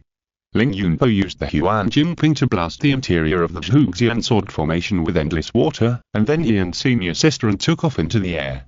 Looking back, they saw a large ominous black cloud surging rapidly in the direction of the center of the formation. "Let's go." Ling Yunpo and Zisu exchanged glances, and the two of them merged into one with the sword, turning into sword light and escaping far away. The two of them reacted quickly, and the surrounding scattered cultivators naturally did not want to be left behind, and each turned into light and fled. Some of those who ran slowly were caught by the ghost mother elder who came with hatred, and directly grabbed their heads to extract their souls and spirits, and refine them into demons, but more of them disappeared without a trace. Ling Yunpo and Zisu didn't know how long they had been running, and when they saw that the ghost mother elder behind them did not chase them, they stopped and looked around. Finally, they entered the territory of Shushan, and the two of them breathed a sigh of relief. From the beginning, it was extremely difficult to find an entrance that could be broken through the many defenses of the demon sect. The market town, which was originally considered a weak point, was also proved to be a sinister trap deliberately designed by the demon cult, specifically targeting those outsiders who tried to spy on intelligence and try to penetrate the defense line to enter Shushan. What a well-designed and interlocking design. It's a pity that I can't stop myself, who was full of wisdom, courage, and many trump cards. Wow, ha ha ha ha. Ling Yunpo laughed wildly in his heart, but his face showed only a faint joy. He said to Zisu, "Senior sister, let's go back quickly." "Yes." Zisu nodded, and took the hand of her junior brother, and the two flew towards King Luo Peak together. The news that the defense line was penetrated from the outside soon spread to the top leaders of the demon cult. What? The Zhuxian sword formation was broken. So the Wangxiang Zhuxian sword was indeed in the hands of the orthodox monks. What? There is no Wangxiang Zhuxian sword, but a water spell was used. What a joke! What water spell can break the Zhuxian sword formation? The three Jiao immortals came to the sky above the ruins of the market, looking at the traces of flooding below, and remained silent. Immortal level water magic. The Blood Sea Patriarch laughed hoarsely. "I don't know which immortal is proficient in water magic. Do you know?" "From what I have seen, the Penglai Wangxiang immortal is the most suspicious." "The Tian Moduo sect guarding immortal, the Masters are here," said lightly. "I asked the Ghost Mother Elder, and the flood came overwhelmingly, and it was overwhelming and unstoppable. Its volume was infinite, comparable to the galaxy. To mobilize such a large amount of water, it is impossible to rely on the capacity of the immortal level true essence alone. It cannot be done without the corresponding immortal level magic weapon." Everyone had no expression on their faces, and their thoughts were turning in their hearts. Although the analysis of the Master Zizaye was to absolve the Tian Moduo of responsibility for this matter, it was not without reason. It was too exaggerated to say that a flood of such a terrifying scale was caused by magic. It was more likely that a magic weapon was used. But if it is an immortal level magic weapon, it may not be the work of an immortal. A cultivator of the nascent soul stage can also activate it if his true essence is sufficient. In this way, the scope of the identity of the person who broke the formation has not narrowed down, but is expanded. Penglai King Temple, which is famous for its many magic weapons, is naturally the most suspicious, but who says that other sects cannot get the corresponding immortal level magic weapon? How can we find the person who broke the formation? What is more troublesome and tricky is that the holder of the Wangxiang immortal sword may also return to Shushan during this chaos, so it is even more impossible to investigate and track down the other party's identity. After a moment of silence, the White Bone Ancestor slowly said, "The current plan is to continue to put heavy pressure on Shushan and let the spies intensify their infiltration. The Wangxiang Zhuxian sword will not easily surrender to the people at the sect. That person is most likely still trying to sacrifice the Zhuxian sword. Although the old man with long eyebrows does not understand, as long as we release a small amount of signals at the right time, he will definitely be suspicious. The double pressure from inside and outside will stimulate the person's mental emotions and force him to sacrifice the Zhuxian sword with all his strength. The more the Zhuxian sword is on the verge of despair, the easier it will be for the other three swords to sense its location under the connection of key. If we can determine its specific location, we can let the spies in the sect follow that clues and go to confirm the true identity of the person, paving the way for the subsequent seizure of the sword." The other two immortals nodded silently and approved the plan of the white bone ancestor. Of course, there are many variables in this plan. For example, if the person is not actually from Shushan, if Kunlun Penglai comes to rescue in advance, or if the Juexian sword is still not located in the end, etc. In any case, the unique status of the Wonxai Bangjushi Jian means that the Jiao immortals will never allow it to fall into the hands of the Chanjiao no matter what the cost. Even if it is confirmed to be in the hands of Shushan, they will redeem it from Shushan even if they have to pay a huge price. Chapter 585. King Luo Peak, everyone comes to visit. Finally returning to Shushan, Ling Yunpa was in a good mood. Of course, he hid the sword cases containing the Kingping sword and the Wonxai Bangjuexian sword somewhere outside, and asked A. Jin to use illusion to block the secrets, and the coordinates were completely fixed. When he returned to King Luo Peak with his senior sister, he asked A. Jin to use the teleportation technique to teleport the marked sword cases back. In fact, if it wasn't for his senior sister, there would be no need to go through so much trouble, and he could just ask A. Jin to teleport himself and the sword together. A Jin's teleportation life can only teleport himself. Although it has a large limitation, it is essentially the best proof of his man of destiny. Ling Yunpa continued to think about the follow-up, and saw a sword-like flying in the distance. It turned out to be the head of Yujing. The head of Yujing has been very worried recently. Before he became the head of Shushan, he and Su Jian did not have much hatred, and he loved Nzisu and Ling Yunpa more than he was afraid of them. But the proposal to go out and rescue people was rejected by the immortal Chang Mei. He had no room for objection and could only contact some spies in the demon cult privately to see if they could find the traces of the two people. Then he saw Ling Yunpa and Nzisu flying below, talking and laughing. Yujing sect master. He quickly turned the sword light and landed in front of the two people, and said in surprise, "You, sir." Ling Yunpa was the first to clasp his fists, and Nzisu followed suit. Then Yujing sect master finally came to his senses and said calmly, "When did you come back? How did you come back?" Reporting to the sect master, Ling Yunpa replied, "I just flew back on my sword." Yujing sect master, "Nonsense, who doesn't know that you came back on your sword? What I'm asking is how you got through the demon cult's defense line." However, it is also known that the two men must have consumed a lot of energy to pass through the heavy blockade of the demon sect, so the head of Yujing nodded and said, "You should go back to the peak to rest first. Tomorrow at noon, a sect meeting will be held in the Ancestral Hall. All Jin and Shinran must participate." After saying that, he left with a flick of his sleeves. Ling Yunpa and Nzisu returned to King Luo Peak. Senior sister went to the secret room of King Luo Peak to report to the master first, while Ling Yunpa found a deserted place in the Taoist temple and asked A. Jin to send the sword box over. In the early years, he had not yet made a name for himself in King Luo Peak, and the monthly salary in the peak was insufficient, so he asked A. Jin to send spirit stones from Qiu Chang's island to support his cultivation in Shushan. In fact, if it were not for the strict role-playing of the character, and not allowing the things of one character to be reused in another character, he would have mixed all the resources of all the characters long ago. Opening the sword box, I saw the Wonxai Bangjushi sword lying quietly inside, and the Kingping sword was suspended in the air. "What's going on?" Ling Yunpo asked. "Playing dead." Kingping sword sneered, "This sword has no sword spirit, so it is stubborn and inflexible. Master sword master, just lock it in the box and wait for a while. Sooner or later, the old thing will recognize the current situation." "That's very good." Ling Yunpo let Kingping sword return, and left Lei Jian to monitor Juexian sword, and then left quietly. Although the two end directly back to King Luo Peak, they ran into Yujing sect master on the way, so the news spread quickly. Juanfen Hai came to visit that night, saying that he finally won the first place in the competition of foundation building disciples and was promoted to the top of the immortal sword ranking. Although this was due to Ling Yunpo and Nzisu giving up their positions after Jindan, it was finally won by hard work, so Juanfen Hai was also very proud and came to tell the two that he became the first person under Jindan. After Juanfen Hai left, Lin Julanzan came to visit.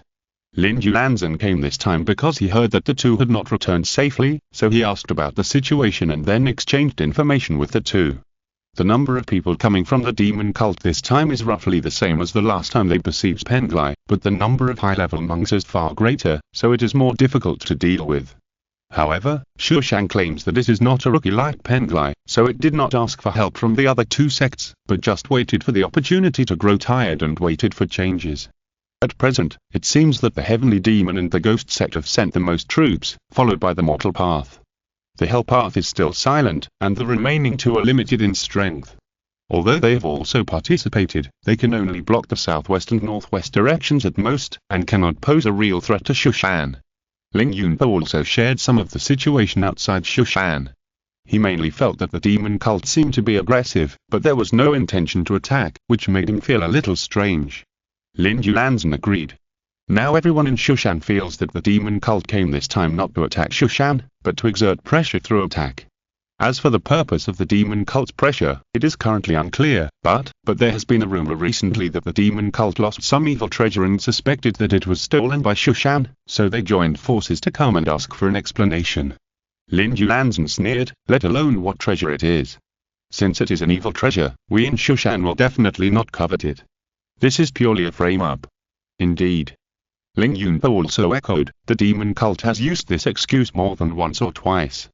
A few days ago, didn't Shirado falsely accuse us Shushan people, saying that we stole some of their treasures? In my opinion, it's just an excuse to start a war, which is extremely despicable. Yes.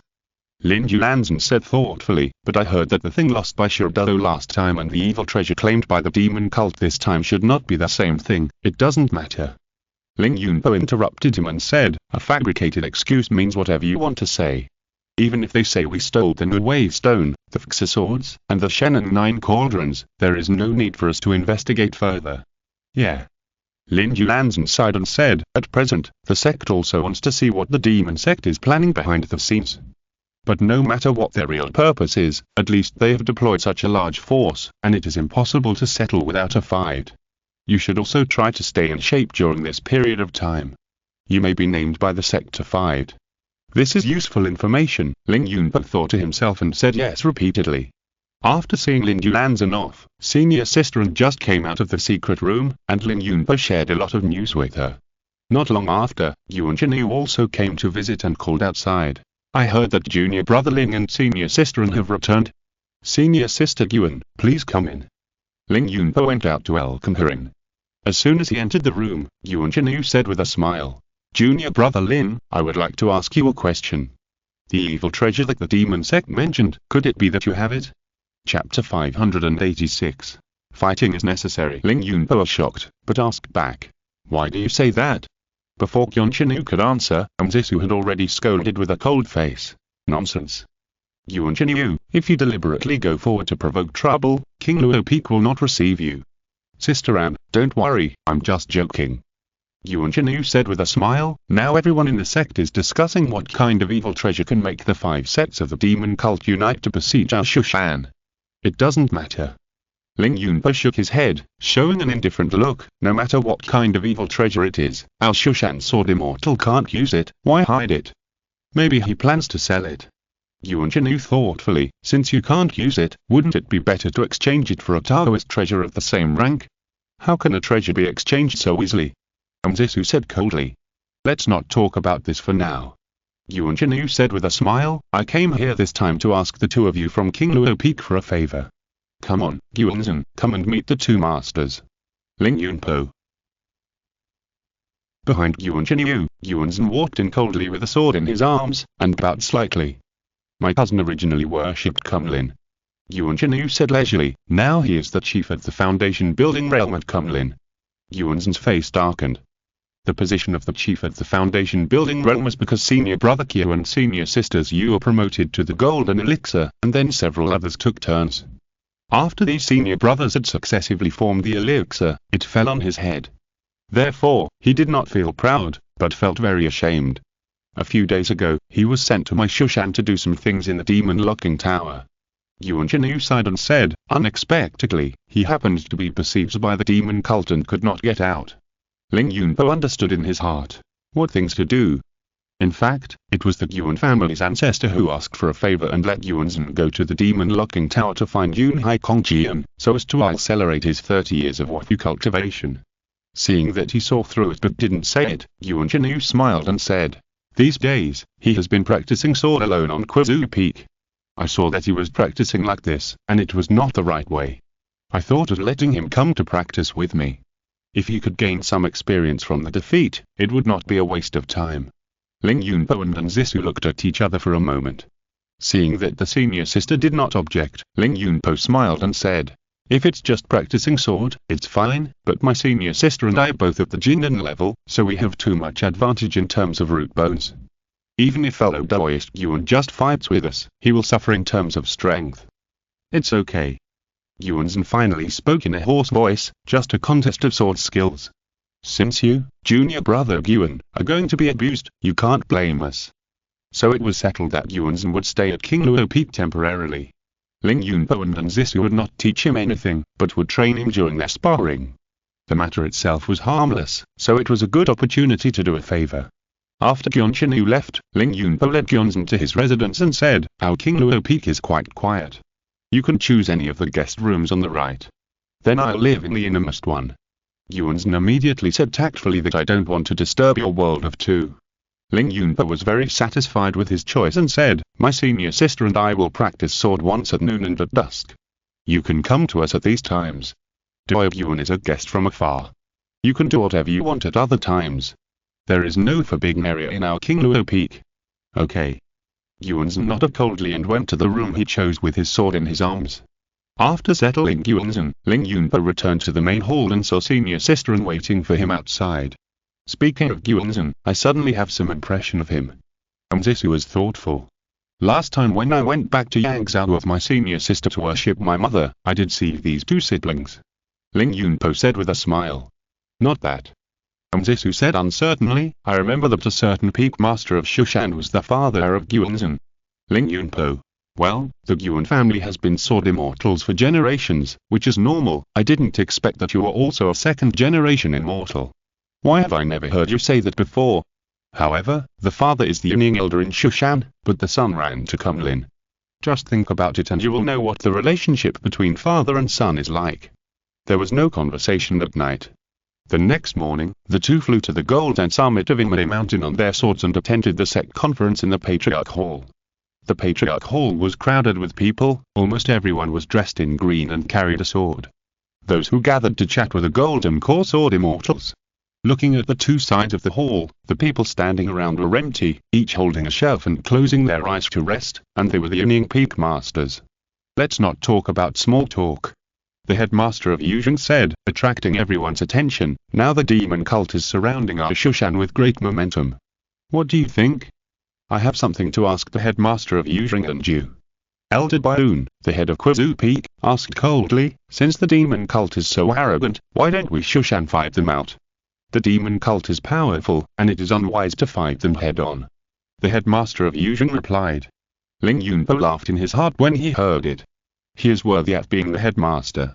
He can say can't win head-on so fresh and refined, and his emotional intelligence is really high. "If you can't win head-on, why don't you ask Kunlun for help?" Elder Baoun asked again. Asking for help from Kunlun is to admit that Shushan is weak. Elder Shans, the head of Jingan Peak, said indifferently, "How can we compete with Kunlun for the leader of the Orthodox sect if we are so embarrassed?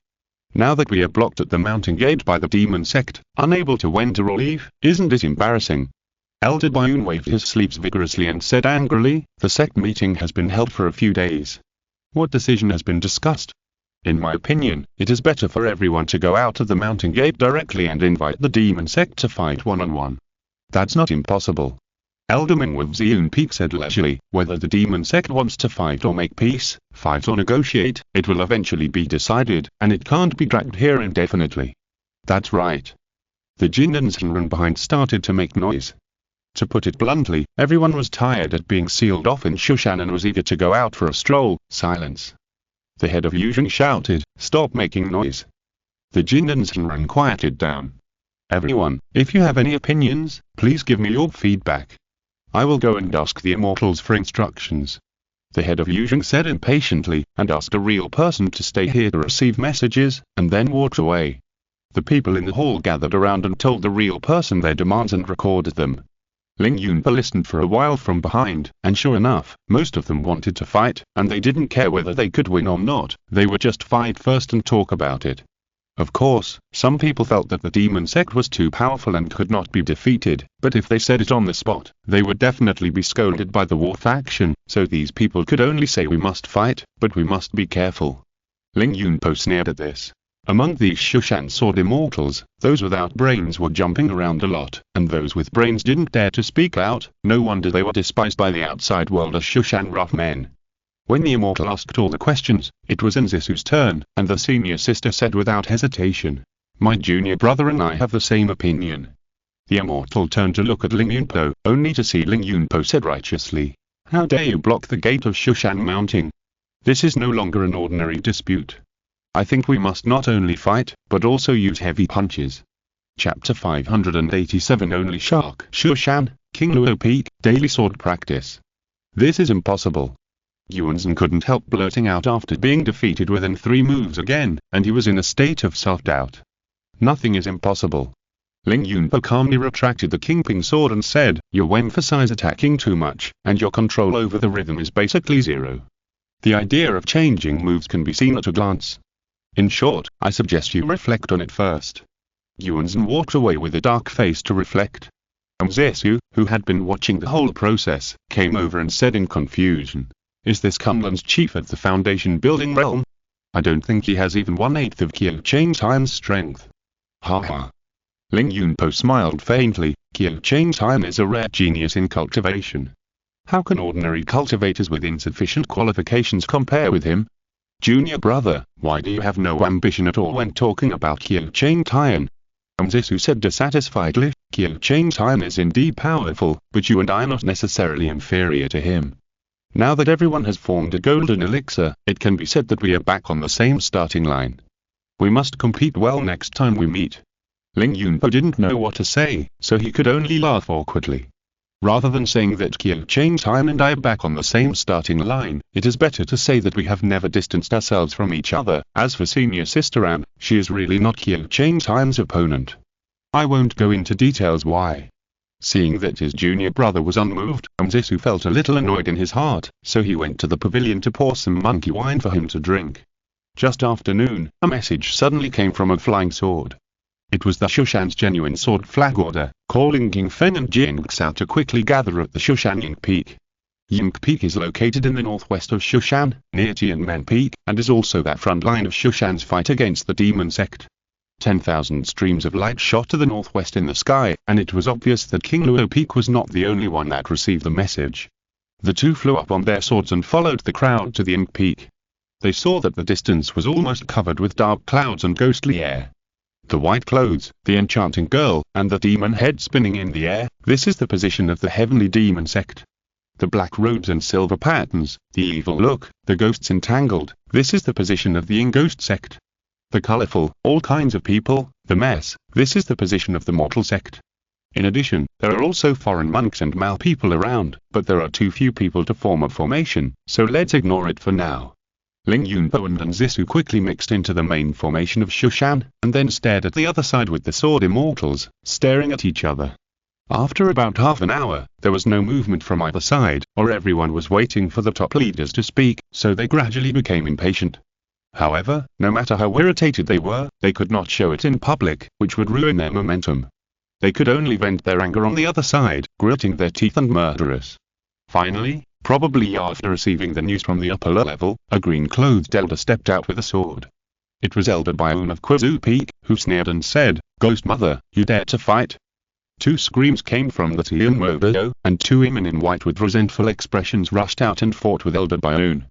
Elder Bion's fairy sword was slender and sharp, and there was silver light when he swung it. He swung it with a sword energy of nearly 100 feet, splitting the various sinister spells of the Ghost Mother and sisters. The Ghost Mother Elder waved her rope sleeves, and countless demons flew out. A rough count showed that there were tens of thousands of them, surrounding Elder Bion. Elder Bion sneered, and the fairy sword in his hand suddenly shone brightly. Endless sword energy shot out in all directions, killing all the demons and even flattening the mountains and forests below. The Ghost Mother sister pulled out a sturdy giant demon in time, blocking her in front of her to resist the sword energy, and her abdomen was almost split in half. The younger sister was unable to dodge, and was hit by the sword energy on the shoulder, and one arm flew out immediately. Before Elder Bioon had time to make up for the sword, he saw the ghost mother sister grab the broken arm with one hand and grab the younger sister with the other hand, turning into black gas and escaping like the wind, and disappeared in an instant. Seeing that Shushan had won for a while, the sword immortals immediately became morale boosted and their fighting spirit was high. Ling Yunpo could see clearly from behind, knowing that the ghost mother and sister were not weak at all. Tens of thousands of demons surrounded them at once. If you can't come up with a countermeasure, you will be eaten up. It was just because Elder Bioon was too strong and the sword in his hand was too sharp, so he directly suppressed the opponent. Looking at the horrible forest debris below, you can know the terrifying power of the sword energy. The heavenly demon sect was silent for a moment, and then another beautiful woman pushed through the crowd and flew out, sneering. Heavenly demon sect King Yan Immortal, I would like to learn the high skills of Shushan Sword Immortal. This person is a real person in the Jindan realm. The Ying elders on the Shushan side naturally cannot lower their status to fight, so another real person also flew out and shouted, Shanking Sect Yang Chan Immortal, today we will eliminate demons and defend the do. Ling Yunpo looked carefully and recognized that this Yang Chan Immortal was the Jindan deacon of the Political Affairs Hall, and he had a grudge with Su Jian. In previous years, the monthly salary of King Luo Peak was withheld, and this person was one of the masterminds. Therefore, other Shushan disciples all hoped that Yang Chansenrum would win, but Ling Yunpo hoped that both of them would suffer losses, and it would be better if they died together. The two of them did not agree with each other and quickly started fighting. Judging from her appearance, Zenran King Yan looked like a royal sister in her 20s. Not only was she beautiful and charming, she also performed the magic of the heavenly demon, and her charm effect was extremely powerful. However, Zenran Yang Chan also practiced the Zhu King style to a very high level. No matter how you tease me with your magic, I have a heart of stone and will not hear anything. I will kill decisively with my sword without any hesitation. The two fought for more than 50 rounds, and then Zenran King Yan retreated gracefully with a faint smile. Yang Chan Zenran distanced himself from her, his expression slightly changing, when suddenly a ghostly arm stretched out from his shoulder, grabbed the natal sword that had just flown back to him, and stabbed it into his abdomen like lightning. This King Yan Zenran actually used some secret method that no one could see, and quietly planted the demon in Yang Chan Zenran's body. Two sword lights quickly rushed out of the Shushan main formation. They were Yang Chan Zenran's junior brothers and sisters, who snatched his fallen body back to the main formation.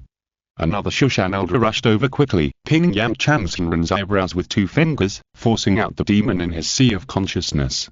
Everyone breathed a sigh of relief, but Ling Yunpo saw clearly from behind that the flying sword directly pierced Yang Chan Zenran's danton, and it was unknown whether it even shattered the golden elixir. If even the golden elixir was not saved, then the foundation of Taoism was damaged. Except for some supernatural treasures, there was no way to save it, right? He was just wandering in his mind when he saw a skinny man suddenly rushing out from the Ingido formation opposite him, and said with a sinister smile, Old man Kuju of the Ingido, I would like to learn the swordsmanship of Master King Fenris Shushan. Ling Yunpo. No, Elder Bioon specifically named the ghost mother and sisters, which obviously means they have a personal grudge. Do I know you? Who are you to specifically name me to fight? Under the encouraging gazes of the people around him, he could only rush out with a cold face on his sword, sneering in his heart. Shark. Chapter 588 Shark. Before Anzisu could react, Ling Yunpo had already rushed out on his sword. The sword light stopped in front of the old man Kuju. He looked at the other person with a cold look, and suddenly remembered that Wei Donliu seemed to have heard when Yang mentioned this person before. He seemed to be a senior among the Jindan realm of Yingido. Oh, I remember. When Yang did say that this person was defeated by the Shushan realm master, and his scapula was directly pierced by the sword energy, and he almost died. Later, he was lucky enough to survive, and his fighting style directly changed to that of an old Yinbai. He would either restrain the fight or kill with one blow. He also suggested that Jinglin should learn this fighting style, and then was retorted by Jing the witch, why don't you learn it? Now that I think about it, since this person specifically asked to fight me, doesn't it mean that the one who almost killed him was Su Jian, the peak master of Shushan King Luo Peak? Good guy, this cheap master has not brought me any benefits since I entered the sect, but has caused me a lot of trouble. Am I worshipping a master or raising a son? Ling Yunpo was secretly angry and didn't bother to say more. The two began to fight. The old man with withered bamboo pointed his finger at Ling Yunpo in the air. A white light came out from his fingertips and rushed straight to Ling Yunpo's face. This fighting method was to deliberately block the opponent's sight, making it difficult for the opponent to judge the distance of the spell. How could Ling Yunpo be fooled by such a trick? He didn't even bother to block the flying sword. He directly used the dividing cloud back you a step. His body flashed and he rushed to the old man with withered bamboo in an instant. The Kingpin sword was about to stab out, but he heard the Kunlun mirror reminding him, "Be careful, it's a fake." Ling Yunpo's eyes were stern, and he started walking again. In an instant, he disappeared again. Almost at the same time as he was pulling away again, the old man with withered bamboo's body suddenly exploded and turned into a ball of extremely thick green smoke. Despicable. Retreating to nearly 100 feet away, Ling Yunpo looked at the ball of smoke and cursed in his heart.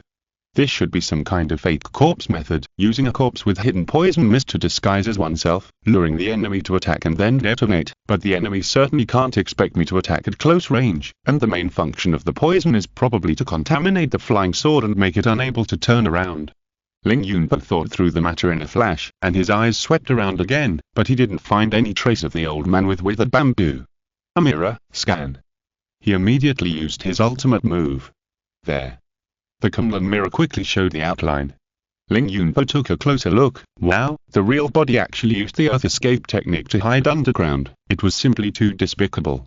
He raised his right hand and pointed the sword, standing in front of his chest, and chanted in a cold voice. The mountains are gone, and the chaotic waterfalls penetrate the clouds. The sword curse sounded, and the fourth level of the Kingpin sword, the chaotic waterfalls penetrate the clouds, was activated, and immediately a column of water fell down and instantly penetrated into the ground. The old man with withered bamboo seemed to have been prepared. When the water system Taoist magic came down, he quickly moved away with the earth escape technique and left his original position. The next second, the 10,000 bamboo sword turned into thousands of sword ki, densely inserted into the soil. Ling Yunpo once again pinched the sword formula and activated the Taoist magic wood charm fantasy spirit root on the 10,000 bamboo sword. The thousands of sword ki immediately turned into roots and drilled madly into the ground. The old man with withered bamboo could no longer hide and could only break out of the ground suddenly. To be precise, he was carried out by a 7-foot big man. The big man had a green face and fangs, and his skin was iron green. He was clearly a high-level corpse refining earth-walking Rakshasa of the Engosto. He hid the strength of the nascent soul realm when fighting alone. Ling Yunpo laughed and thought to himself, using this earth-walking Rakshasa as a means of transportation, what kind of novel fighting method is this?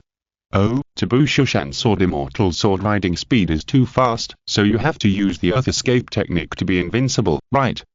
Wen Yang said that this man was an old scoundrel, but I think he was frightened by Su Jian. He left a way out before the battle even started. How could such a bug fight well? He simply merged his man and sword and slashed at the old man with withered bamboo. The old man with the bamboo remained calm, took out 2 symbols from his sleeves, grabbed them with both hands and struck them hard.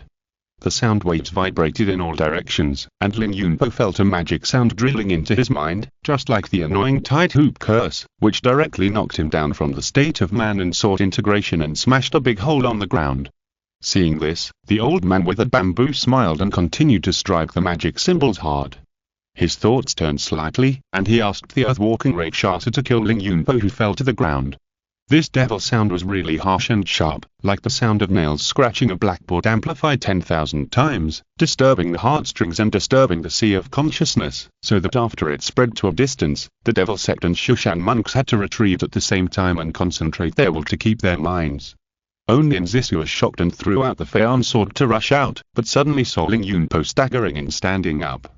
At such a long distance, this devil sound was still so powerful, it can be seen what kind of torture Ling Yunpo would suffer at a close distance. He was able to stand up despite the devil sound. What kind of strong willpower was this? Ling Yunpo, leaning on the Kingpin sword, stood up with difficulty, staring at the old man Kuju, who was still working hard to activate the magic weapon above, revealing his resolute and unyielding character. He asked RG in his heart, "How am I playing this unyielding character? Judging from the growth of the synchronization value, it should be okay, right?" "Very good." Kumlinjing said insincerely, "It would be better if you don't ask me to help block this sound illusion." "What a joke." Ling Yunpo said disdainfully, "I can block the illusion, but I have to hold on." I'm not a masochist. He quickly showed an unyielding expression of although I have suffered a lot, but still relying on tenacious willpower, trying to stay conscious, and roared at the walking Rakshasa on the ground, and once again merged with the sword, and brazenly killed towards the real person Kutu. The real person Kutu finally panicked. After getting this magic symbol, he tried it many times. None of the Jinn and realm cultivators could withstand its power. After the magic sound entered their heads, they could only be slaughtered. But why could this disciple of Sujian actually move? It was too late for him to run away. He could only stay where he was and concentrate all his energy to increase the output of the magic sound. Ling Yunpo pretended to have a splitting headache, but he was actually locking onto the opponent's body. Suddenly, he heard Kunlun Mirror say, "Pay attention. His real body is moving." Ling Yunpo looked carefully and found that the old man with withered bamboo pretended to fight to the death, but he was actually using the same trick again. He left a fake body in the same place to continue to attract attention, while his real body was transformed and quickly fled towards the main formation of the demon cult. What a cunning old man! Ling Yunpo was furious, and he tilted his body, which was a combination of man and sword, slightly downward, and while passing quickly under the fake body, he went straight to the real body of the old man with withered bamboo. There was a cry of surprise from the main formation of Shushan, because in the eyes of the sword immortals, the broken cloud sword immortal was clearly disturbed by the magic sound, so that he couldn't even maintain the lock of the immortal sword, so he accidentally killed nothing. The next second, a large piece of flesh and blood exploded in the air, blooming like fireworks. Chapter 589. Drought. As the real body of the old man Kuju exploded, the fake corpse that had attracted everyone's attention also fell down as it lost control. Everyone looked at the fallen fake body, and then looked at the real body that was almost split in half. Oh, I understand. It turned out that the fake body was left here to confuse everyone, but the real body had long planned to escape, but was discovered by Master King Fen, who combined man and sword to kill him directly. The morale of Shushan was immediately boosted. The low atmosphere that had been originally caused by Master Yang Chan being calculated was also rekindled with Ling Yunpo's victory. There was no reaction from the demon path. The Ingi path remained silent collectively, and the other two paths mostly sneered. There was a faint whisper of the cultivators of the Ingi path are really not good enough. Soon, the Ingido sent another person, but it was a square-looking young Taoist priest, who saluted arrogantly and said coldly, "Yingido Fenchant Taoist priest, I would like to learn the swordsmanship of King Hengzhenren." As his voice fell, countless ghosts poured out from his robe sleeves and circled around him. Ling Yunpo had no expression on his face, and sneered in his heart. Obviously, this Yingido Fenchant Taoist priest practiced a very rare defensive spell. Probably after witnessing the battle just now, the Ingido thought that he was used to using the powerful Taoist magic sealed on the sword, so he found such a cultivator to try to restrain him. But it was not wrong to think so. For most Shushan cultivators, fast and powerful immortal sword assassination is the main means of combat. Once there is no way to break the defensor, the attack ability of the Shushan sword immortal will be mostly useless. For example, when facing the previous Shirudo Timer Elder, Ling Yunpo and Zisu could only run away. Fortunately, under the watchful eyes of the crowd, the Ingido was not so shameless as to send out the Owning Elders to fight him. As for whether this Junden-level Burning God Taoist could make Ling Yunpo unable to break through his defensor, Ling Yunpo was deeply skeptical. No more guessing, let's test the sword on this man. The Burning God Taoist put his palms together, and a surging and thick white stream of light shot out from his palms, and its diameter almost completely engulfed Ling Yunpo. Although this white light spell looked fierce, its flying speed was too slow. He just performed the dividing cloud backward step, flashed directly past the wide stream of light, and tentatively shot out the Thunder Sword. The Thunder Sword turned into a golden light and hit the white ghosts around the Burning God Taoist, but it was bounced back like an egg hitting a stone. Interesting, Ling Yunpo became interested. He observed for a moment, without even needing to scan, and with his extremely excellent and knowledgeable knowledge, he saw that the defensive secret method of the Burning God Taoist was actually to make the white ghosts explode quickly when attacked, so as to rebound the attack outward.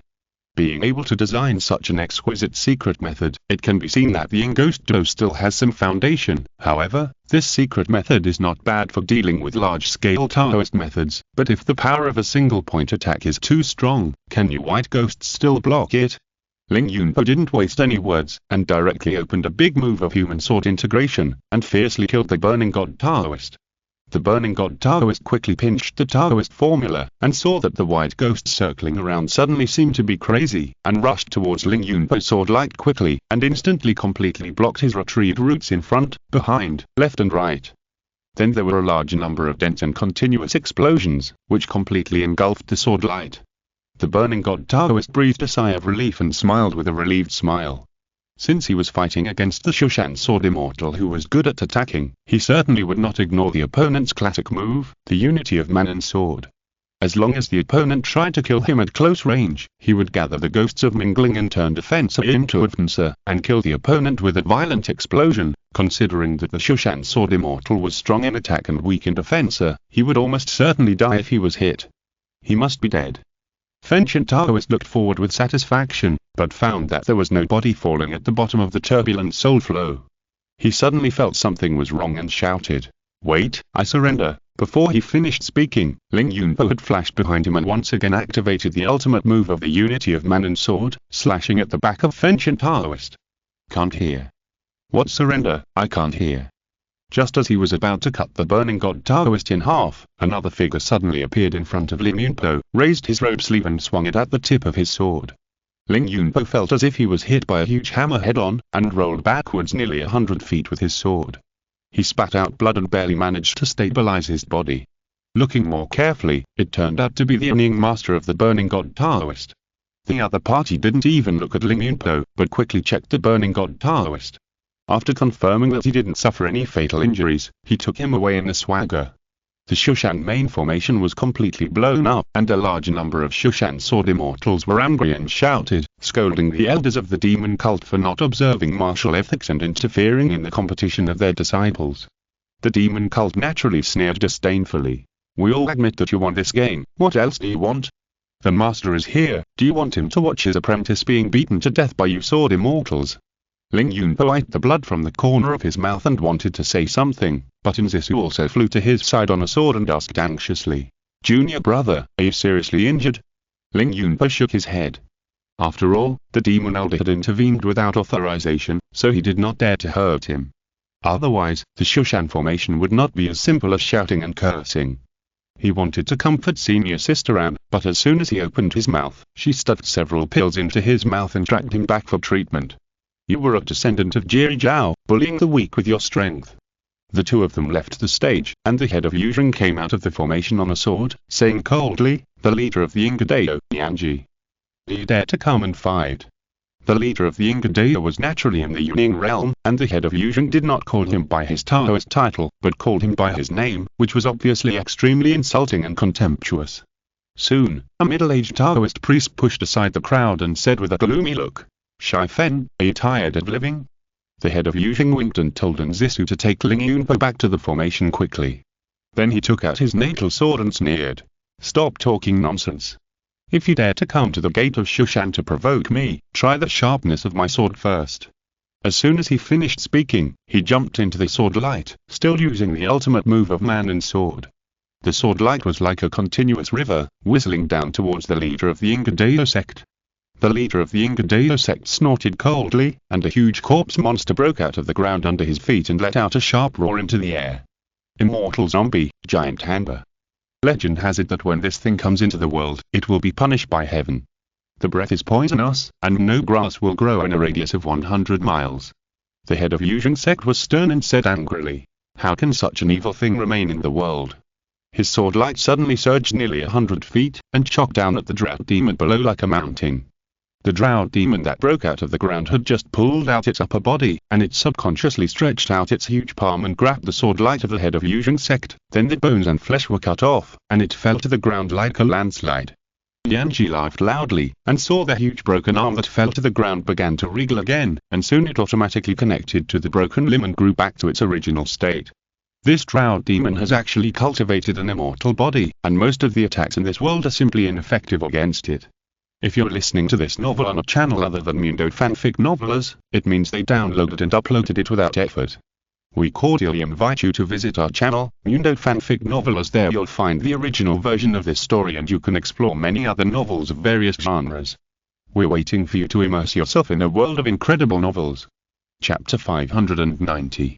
Fight between gods. The head of Yuzheng continued to chop down the sword light, cutting the drought demon into several pieces again. However, it was still in vain. The broken body and limbs of the drought demon began to wriggle again, and they grew back again after a few breaths, as if they had not suffered any damage at all. The surrounding land where it broke out of the ground had been infiltrated by corpse poison, and quickly turned black and green. The grass and trees on it were also withering rapidly. The scope was getting larger and larger, and it seemed that it was out of control. Shai Fen, the leader of the Ingido, sneered threateningly. If I, the drought demon, spit a mouthful of corpse poison over your Shushan, do you think Shushan would be wiped out? The head of Yuzheng's face turned green instantly. If the other party really tore his face and played the game of the drought demon spit in poison, then the Shushan area within 1,000 miles would be turned into a deadly place. Of course, if the demon cult was really so crazy, then the Shushan Shanking sect would lose its sect station, and naturally it would have to fight to the death with the demon cult's 6 paths, and the cultivation world would be in a bloodbath. The head of Yuzheng knew that the demon cult would not dare to carry out this plan to wipe out the whole family, but what really made him angry was that the other party dared to threaten him with this matter in public. This was undoubtedly a huge blow to the prestige of Shushan. In the future, if they compete with Kunlun Tai King sect for the leader of the Orthodox sect, the other party only needs to say you were blocked by the demon cult and almost wiped out, and the Shushan Sword Immortals will not be able to talk back. Yuzheng, get out of the way. A majestic voice suddenly came from the air. The head of Yuzheng quickly retreated on his sword, and suddenly a line flashed in the air. Then the second and third lines followed, and soon formed a dense net, covering Hanba and the leader of the Ingadeo standing on his head. The two yin and yang dust sword formation. In the Shushan main formation, Ling Yunpo held his breath, contracted his pupils, and almost trembled. Now he is a golden elixir sword immortal, with rich experience. How can he not see that each line is actually the weakest 2-element microdust sword energy? In fact, there are more and stronger 2-element microdust sword energy. Because of its extremely condensed power, the compressed lines are extremely thin and small. It is difficult to observe clearly with the naked eye, and can only be barely perceived through the natural sword bone. These visible and invisible 2-element microdust sword energies interweave into a dense large net in the air, completely sealing the drought demon in the center, and then quickly shrinking inward to cut. The leader of the Ingido looked up at the sky suddenly, with a flash of fear in his eyes. The next second, a huge white bone claw fell from the sky, grabbed the leader of the Ingido and lifted him up, and took him out of the 2-element microdust sword formation. This process only took a few breaths, and the white boned giant claw had been cut for the most part, and the surface was almost damaged. The drought demon in the center of the sword formation was not so lucky because of its huge size. Countless sword energy lines quickly cut it into pieces, and then into smaller pieces, 1 into 10, 10 into 100. After only 5 or 6 breaths, the drought demon was completely cut into powder, no longer able to wriggle and reassemble its body, and just spread out on the ground like mud, emitting a strong stench. Chang Mei. The shocked and angry voice of the white-bone patriarch came from the sky. You actually took action personally to deal with the Nascent Soul Jr. Is this the dignity and character of the Shushan Immortals? Stop talking nonsense. The angry voice of the long eyebrow immortal was heard from the direction of the MA Golden Summit in the distance. You, the junior, have threatened to make the drought demon spit poison and destroy my Shushan. Can't I teach him a lesson? Let alone the drought demon. Even if you, the old thief Whitebone, claim to destroy my Shushan, I will still entertain you at the Liangyi microdust sword formation. The old Taoist Chanmei is still so unreasonable. The Bloodsea Patriarch laughed hoarsely. Whitebone, let me lend you a hand. He pulled out the Bloodsea sword, and suddenly an endless sea of blood appeared out of thin air, rushing towards and engulfing the Shushan main formation in front. The Bloodsea has taken action. How can I stay out of it? The ancestors Izahir also raised the heavenly demon immortal sword and pointed it diagonally forward. Then a large number of phantom lights and demonic sounds were generated, also sweeping towards the Shushan main formation. Changmei, I'll help you.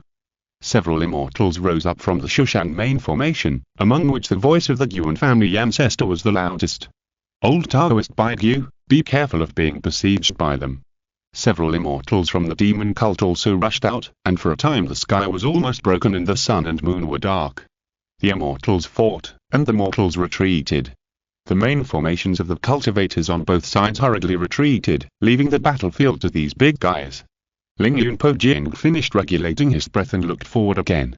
It can be seen that there are also obvious strengths and weaknesses among the immortals. The number of immortals from the demon cult is 3 times that of the Shushan side, but the two sides actually fought evenly and it was difficult to tell who was better. On the side of the demon cult, the 3 of them, the white-boned Taoist, the Bloodsea Patriarch, and the Free Patriarch, were the only ones who were strong. They also cooperated in a methodical way. Every time they made a move, the earth shook and the sky darkened. On the side of Shushan, the immortal Chanmei showed his divine power, especially the Tuyin microdust sword in his hand. Every time he waved it, countless lines of sword energy were generated, which cut everything and no one could stop it. Even the immortals of the demon cult did not dare to confront it head-on, and most of their minds were used to contain the Tuyin microdust sword. Ling Yunpo stared at the distance silently from behind, secretly estimating the range and power of the Tuyin microdust sword formation. The more he calculated, the more desperate he felt. If the attempt to seize the fragment of the heaven-fixing stone failed, wouldn't it be turned into dust in a minute, and there would be no escape? The Tuyin microdust sword formation, with just one wave of the immortal Chanmei, could spread out more than 2,000 feet, not necessarily the limit. This range was too exaggerated. As for the power, Ling Yunpo is not arrogant enough to compete with Hanba in physical strength. Or should he defect, is it too late to offer the Kunlun mirror to the Longmei immortal? Yuan Shu. Kunlun mirror held it in for a long time before uttering a string of adjectives. You are despicable. Shameless. Vulgar. Mean. Fence-sitter. Coward. The most trashy scum in the world.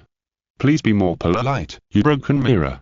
Ling Yunpo said impatiently. If it was someone else, they would have put their betrayal plan into action long ago after seeing how powerful the long-browed immortal is. I'm just still in the consideration stage, and you are scolding me like this. Aren't you afraid that I will become alienated from you? I can't even consider it. Kunlun mirror gritted his teeth and said, I have poured so many resources and spiritual power into you, and you actually dare to consider betraying me. You are still human. Wait, didn't I help you find the fragments of your body? Ling Yunpo frowned and said, your fragments are scattered all over the world, and there is even a piece in the Eastern Empire realm. Who else can help you find them except me? Don't always think about what I still owe you. Think about what you can still do for me. This is a positive relationship between people and mirrors. Since I have wavered in my will, you should try to contribute more and let me re-evaluate and cherish our cooperation more. This is the performance of a mature spirit. Bar. Chapter 591. You think you were on the second floor. When immortals fight, there are wins and losses, but it is rare for casualties to occur. On the one hand, immortals have long lifespans and have enough time to practice some troublesome strange secrets. Their means of survival are endless and hard to guard against. On the other hand, it is precisely because there are too many means that immortals often keep a sense of measure when fighting each other, because you never know what kind of killer moves the other party has to kill you. Therefore, although the immortals were angry in the end, no one died. Only a few demon immortals had their arms cut off by the lead Tuyin microdust sword formation and returned to their formation pale. Ling Yunpo stayed on the side of the Shushan sword immortal throughout the whole process, watching the immortals on the Shushan side fighting with the opposite side with fear. It's just that the other sword immortals were worried that the long-browed immortal would be besieged and killed, while Ling Yunpo was worried that he would be killed by the long-browed immortal in the future. The power of the Tuyin microdust sword was too powerful. Even the demon immortals shook their heads when they saw it. How would he deal with it then? Even if they get the fragment of the heaven-repairing stone by stealing, can they hide it forever without being caught by the long-eyebrowed immortal? It's worrying. The long-eyebrowed immortal and other Shushan immortals returned, and that night they called the head of Yuzheng for a secret talk. The next day, the head of Yuzheng announced a temporary truce. This decision was not surprising. After all, it could be explained as the immortals fought for a long time yesterday and consumed a lot, so they needed to take a day off today. But Ling Yunpo was very keen to notice that the monks in the criminal law hall of the sect seemed to be much more active, calling people in for questioning from time to time, and never talked about what they were investigating. However, there are rumors that after the fight on the side of the demon sect, they privately sent a message to the long-eyebrowed immortal, saying that someone had indeed stolen a very precious treasure from the demon sect, and mocked the long-eyebrowed immortal for only knowing how to maintain the dignity of the sect and indulged his disciples in raising thieves without knowing it. It is unknown how the long-browed immortal reacted at the time, but it is also known that he must have been furious, so he ordered the criminal law hall to strictly investigate the Jintan's Hinran. Why the Jintan's Hinran? Because at the time, the disciples of the Shushan Foundation establishment realm were all in the sect's competition, and no one went out to practice, and the Union Peak Master could not investigate strictly, so he could only catch the Jinden's Shinron and toss him. Not long after, the cultivators of the criminal law hall really found Sistren and invited her over for tea. About a cup of tea, Zisu returned with an unchanged expression, and the two cultivators of the criminal law hall sent her back with a smile on their faces. Zenranking Feng. The two said carefully, and from time to time they looked at Zisu's expression, "Can you come over to our side and sit down and chat?" "Of course it's okay," Ling Yunpo said frankly. Since it was still a wartime state, the monks of the discipline hall built a simple hall next to the sword pool at Tianmen Peak and invited Ling Yunpo in. One of the monks even poured him tea, which was the best Zoi-making sun spirit tea. Drinking it could cleanse the true essence and calm the mind. Ling Yunpo sipped slowly and chatted casually with the two criminal law hall monks. When they talked about Zisu, they smiled bitterly and said, "Master Jing Xiao is really too sensitive. We just asked about the last time she went out for the competition, and she kept silent about it. She just asked us to ask you." The two smiled bitterly and shook their heads, while secretly looking at Ling Yunpo's expression. Ling Yunpo had expected it long ago, and he was also clear about their purpose in looking for him. He also shook his head and sighed, explaining, "My sister has always disliked dealing with people. I think you know that too." The two criminal law hall monks looked at each other for a moment, thinking that it was indeed the case. If the grass-cutting sword fairy didn't cut grass at the slightest disagreement, where did this nickname come from? After the last competition, we followed the Yuning elders to the plateau and were assigned to the southern edge of the plateau to wipe out the remaining remnants of the demon sect. On the top of a snowy mountain, we found a ruin with many withered corpses of Buddhist predecessors. When we reached the bottom of the tower, my sister and I searched separately and suddenly heard a sword chant. He described the appearance and sword chant of the Wangxai Bangwuan sword vividly, and finally said, "I tried to stop the sword, but failed, and it rushed out of the ruins with a clang." The two monks of the criminal law hall were shocked when they heard this, and hurriedly asked many more questions. After Ling Yunpo answered all the questions, one of them recorded the conversation in a book and hurried out, while the other sent Ling Yunpo back. "Don't tell others about this," the monk warned Ling Yunpo. "Of course I know." Ling Yunpo also nodded solemnly. Another monk came to the head of Yuzheng and presented the conversation record. "Simple shape. Serrated edges." The head of Yuzheng sect pondered for a moment and thought to himself, could it be the Wangxai Bangwuan immortal sword? Yes, if it is one of the four swords of Jiri Zhao, it can explain why that demon sect made such a big fuss. Moreover, it is normal for Zenran King Feng to say that he did not stop it. How could Zenran Jinden stop an immortal level flying sword? But King Feng is still a frank person. He actually told the story honestly. Isn't he afraid that the sect would rather believe it and search his property? Thinking of this, the head of Yuzheng sect did not dare to neglect it. He also instructed the monks of the criminal law hall not to mention the matter to outsiders, and then went to see the Chanmei immortal. This must be the Wangxai Bangwuan sword without a doubt. After hearing what he said, the long-browed immortal immediately said in a deep voice, "This sword was obtained by the Western cult in the past. Later, because of its demonic nature that was difficult to tame, it was suppressed in a remote marginal place. I didn't expect it to be in the depths of the snow-capped mountains on the plateau. Yuzheng, you secretly lead a team of people and quickly head west to the plateau to look for the trace of this sword." Immortal. The head of Yuzheng bowed and said, "The demon cult is bluffing and making a big fuss this time, just to induce tension within us, and then use spies to find the whereabouts of the sword taker." "That's right." The long-browed immortal agreed and said, "They must have relied on the resonance of the four swords of the slaughter and the trap to confirm that the Wangxai Bangwuan sword has appeared in the southwest, but they don't know where it is exactly and whether it has been obtained by anyone, so they came to our Shushan to block the door and provoke, in fact, to stir up trouble and wait for an opportunity to act." Immortal sees it clearly. The head of Yuzheng said, "At this time, the demon cult is most concerned about not defeating Shushan, but finding the whereabouts of the Wangxai Bangwuan sword. If we send people to the plateau, they will surely be targeted and pursued by the demon cult, and the information will be leaked instead. It is better to pretend to continue to conduct a strict internal investigation, but find nothing in the end, so that the demon cult will think that the person who took the sword is indeed not in Shushan. When the demon cult turns its attention elsewhere, we will secretly send people to the plateau to look for the trace of the Wangxai Bangwuan sword." The long-browed immortal pondered for a moment, nodded and said, "Okay, then it's as you said." But you have to send someone to watch King Feng first, and when the time is right, let him let your people back to the old place and look for the trace of the Zhuexian sword. Friendly recommendation of a spiral flying noodle, the guide to eternal life. Li Yu, who woke up from human cryopreservation, has two roads ahead, one is hell and the other is purgatory. End quote. In fact, there is another road. Looking up, there is a sure field with flying axes above. Chapter 592, Ling Yunpo regaining fighting spirit. Ever since the headmaster of Yuzheng and the immortal Chan Mei decided to search for the whereabouts of the Wangxi Bangzhushi and Jian, Ling Yunpo soon discovered that no matter where he and his sister went recently, other Jin and Shenren followed them.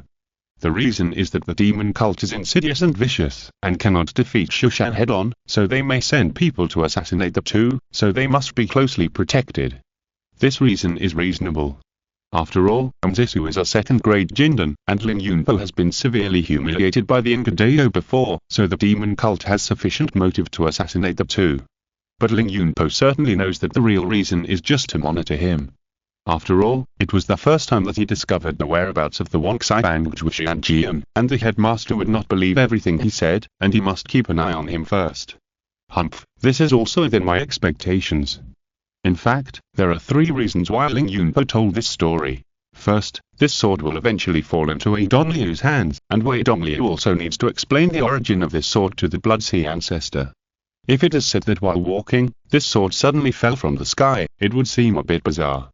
But if Wei Dongliu went to the plateau to travel in advance, and then happened to meet 2 real people from Shushan who broke through the ruins, causing the Wangxi Bangzhushi and Jian to come out unexpectedly, and then chased it for a long time before capturing it, such a story with all the ins and outs can be verified, which is more in line with human preferences, especially the latter can be confirmed by the secret spies of the demon cult in Shushan.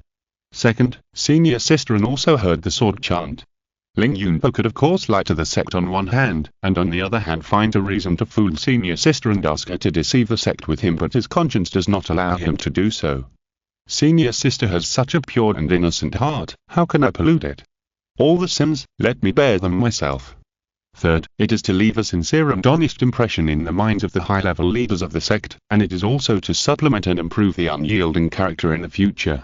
Obviously, if it is replaced by a slightly more cautious monk, he will definitely keep this secret in his heart and will never reveal it to the sect. After all, as long as the Wangxi Bangzhuxian sword is not found one day, the sect will not be able to trust itself at all one day. Every time I think of the whereabouts of the Zhuexian sword, I will have a thought of whether it will be hidden by this kid. This has nothing to do with reason or morality, but human nature in the face of huge interests. But Ling Yunpo knows very well that this sword will eventually be obtained by Wei Dongliu. At the time, Shushan only needs to use secret spies inside the Fanxing Dao to know that this sword did fall into the hands of the demon sect later, which is completely consistent with what Ling Yunpo said. In this way, it can be proved that Ling Yunpo did not hide this sword privately, and he was telling the truth. How could such a great and glorious role model of monks be a traitor in the sect? In short, Wei Dongliu helped Ling Yunpo to prove it, and Ling Yunpo helped Wei Dongliu to prove it. The 2 people's statements just happened to confirm each other, and the information was sent back through the hidden players of the opposite sect to achieve the purpose of gaining the trust of the top leaders of their respective sects. Although it was a very risky move, it was also a skillful move that he was very confident in.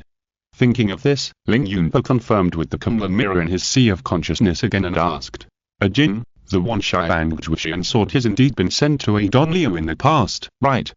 If you don't believe it, you can directly read the file to confirm it." Kunlun mirror said impatiently. "No, I believe K. Jin will not let me down," Ling Yunpo said with a dry laugh. Not long ago, King Ping's sword finally persuaded the Wangxi Bangzhuxian sword to stop holding an attitude of resistance and go to see if Wei Dongliu is qualified to be his sword master. It is precisely because the Wangxi Bangzhuxian sword is now in Wei Dongliu's hands that Ling Yunpo dared to confess to the sect. Otherwise, as long as there is still a possibility of being exposed, he will not easily take risks. By the way, Ling Yunpo asked senior sister Anne, "I haven't been outside recently. How is the fight with the demon cult going?" "It's still going on." Zisu sighed, "It's just that it's no longer a battle between immortals, but a battle between a Jin and Shenron and a Yuning elder. It's impossible for immortals to fight every day," Ling Yunpo said with a smile. "As long as one side can't stop, the aftermath of the attack will affect the middle and low-level cultivators, which will definitely escalate the intensity of the conflict and there will be a risk of being out of control." Although the two sides are fighting fiercely now, if you observe carefully, you will find that both sides are maintaining a state of fighting but not breaking. Fighting but not breaking. Although Nzisu didn't understand, just to prevent his junior brother from laughing at him, he pretended to understand it completely. He changed the subject and sighed, "Of course I understand, but I'm not allowed to play. I'm really bored lately. After all, senior sister is a second-grade Jindan. If she goes on the field openly, there is no guarantee that the demon cult will not send a young elder to disguise as a Jindan Zenron and take the risk to assassinate senior sister." Ling Yunpo said with a smile, "Since senior sister is bored, why don't we practice sword?" "Okay." Nzisu smiled. Next to the Tianmen Peak Sword Pond, a large sword training field was opened up. Many Jindan Zenron practiced swords here. From time to time, Yuning elders would stop here and give detailed instructions, so that the Zenron's fighting skills would be improved and they would have a better chance of winning against the demon cult. The arrival of Ling Yunpo and Nzisu immediately attracted the attention of many Zenron. The latter was a famous sword-cutting immortal among the disciples of the Foundation establishment realm. Many Zenron had heard about him from their junior brothers and sisters. The former had won 2 consecutive victories in the demon cult match, and his tyrannical strength was clearly visible, so everyone was in awe and made way for him. After practicing with Ling Yunpo for a while, Nzisu keenly noticed that his junior brother seemed to be out of form, so he put away his sword tactics and asked, "Junior brother, are you worried about the demon sect?" Ling Yunpo smiled and said nothing. With the help of the Heldo, the demon sect was destined to be Wei Dongliu's prey, so he naturally wouldn't worry. But the high-end combat power that Shushan showed in this battle really made Ling Yunpo very afraid. There were 7 immortals. Among them, the Longley immortal was the strongest. The Liuangi microdust sword formation had both lethality, attack range and speed. It was almost impossible to solve it. Those who were hit would die. Even the immortal Hanba couldn't stand it. There were more than 200 Yuning elders. Among them, there were more than 70 high-level elders at the peak master level, all of whom had fought their way out of the crazy involutionary sect environment. For example, the Ghost Mother Sisters of the Heavenly Demon were not weak in themselves, right? But Elder Bayun of Kuzu Peak was even stronger. He directly blew up the opponent in a 1-on-2 battle, which was so fierce that it was outrageous. Ling Yunpo has realized at this time that Danjiri and Yingqing are like 2 big filters that will extract the strong and powerful people from the vast sea of people. It's like an excellent student who ranks first in academic performance in his hometown junior high school, and is admitted to a key middle school in a city, only to find that he is actually a poor student. In the future, he will have to steal the fragments of the booty and stone from under the noses of these strong men, perverts, and monsters. The difficulty is comparable to ascending to the sky. However, even if it is ascending to the sky, you have to ascend. The lonely sky throne cannot be touched by others.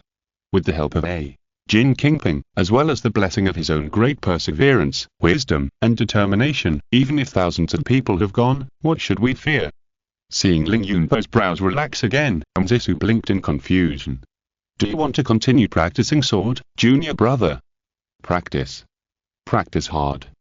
Chapter 593. What more can you ask for? A few months later, Ling Yunpo once again merged his sword and body, and cut the demon monk on the opposite side into 2 pieces, feeling confused.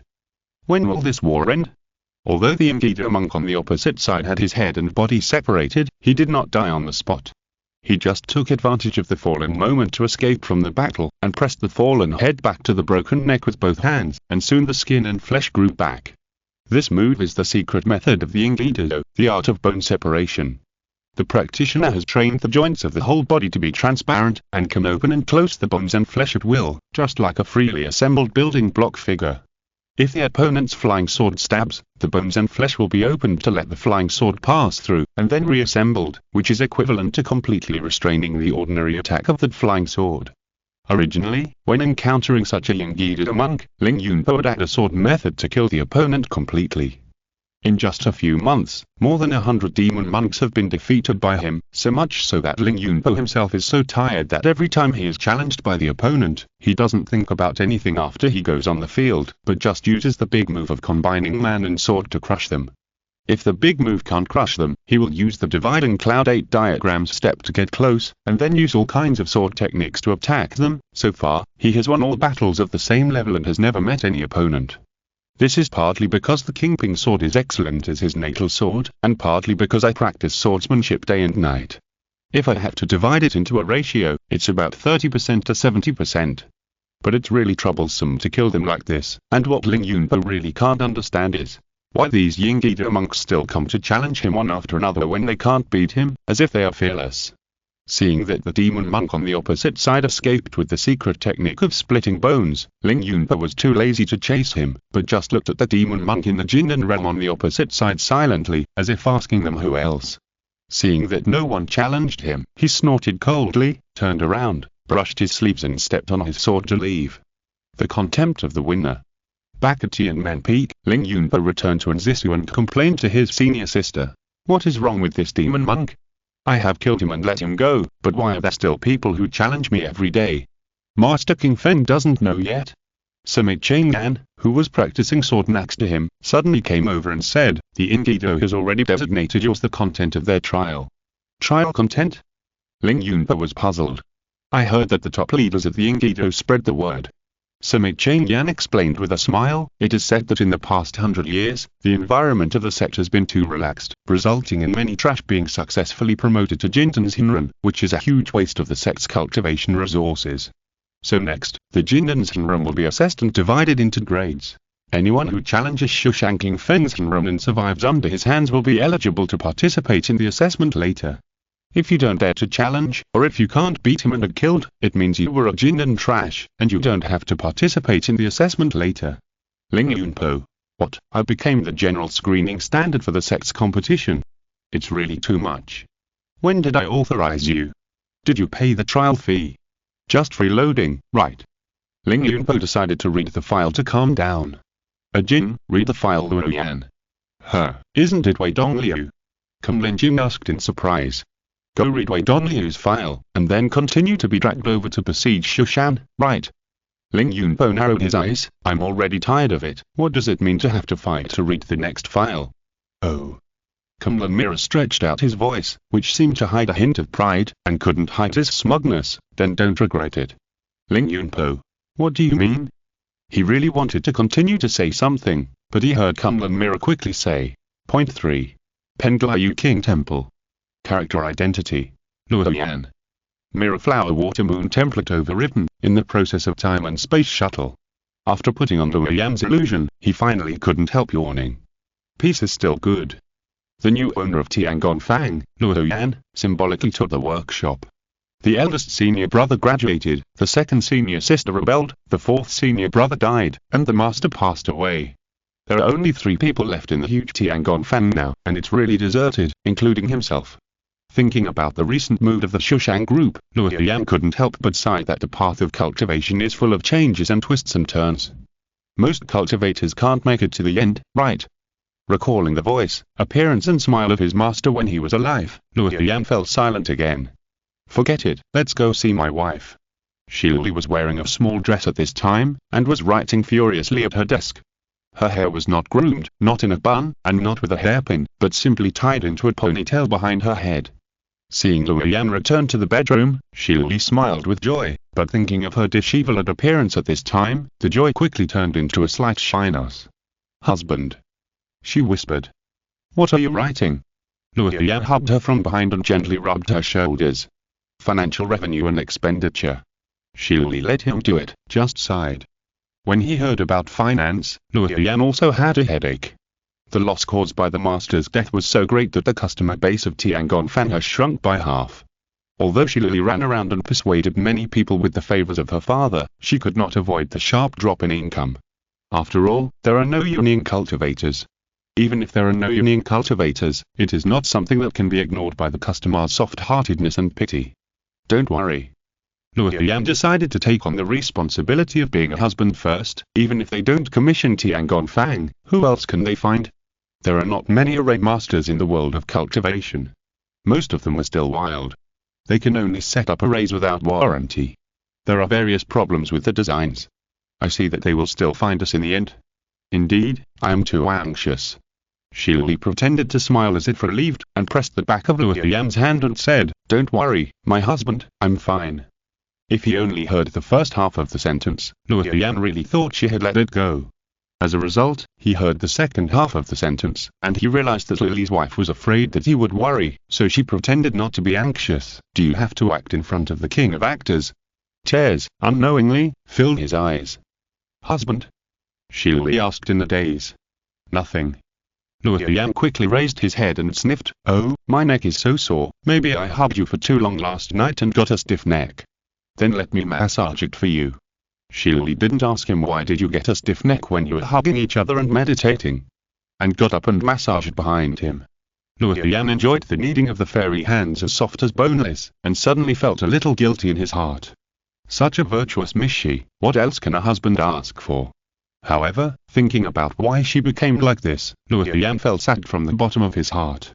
Junior brother, junior sister, it's not good. The anxious voice of the third sister Liang Ruohu came hurriedly from outside. Yuguan Pavilion wants to take our share of Tiangong Fang. Luoyang. Chapter 594. Wisdom in the Hands of Shialuli. Yuguan Pavilion is a workshop in Yuking Temple in Penglai. Originally, Tiangong Fang dominated the manufacturing of artifacts in Penglai, so that when the outside world talked about magic weapons, only Tiangong Fang was known and no one else was known. But in fact, there are many small schools of artifact manufacturing in Penglai, and they have maintained a long-term cooperative relationship with Tiangong Fang. For example, this Yuguan Pavilion was originally used to make coatings for mirror-type magic weapons for Tiangong Fang.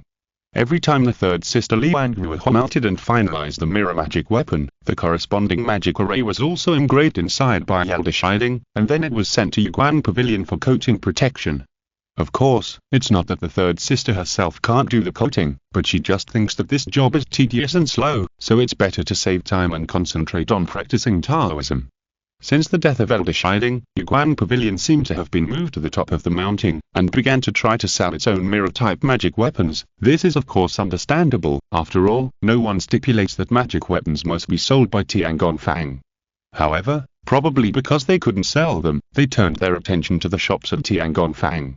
It should be added here that Penglai Yuking Temple produces many elixirs, talismans, magic weapons, flying swords, spiritual herbs, etc.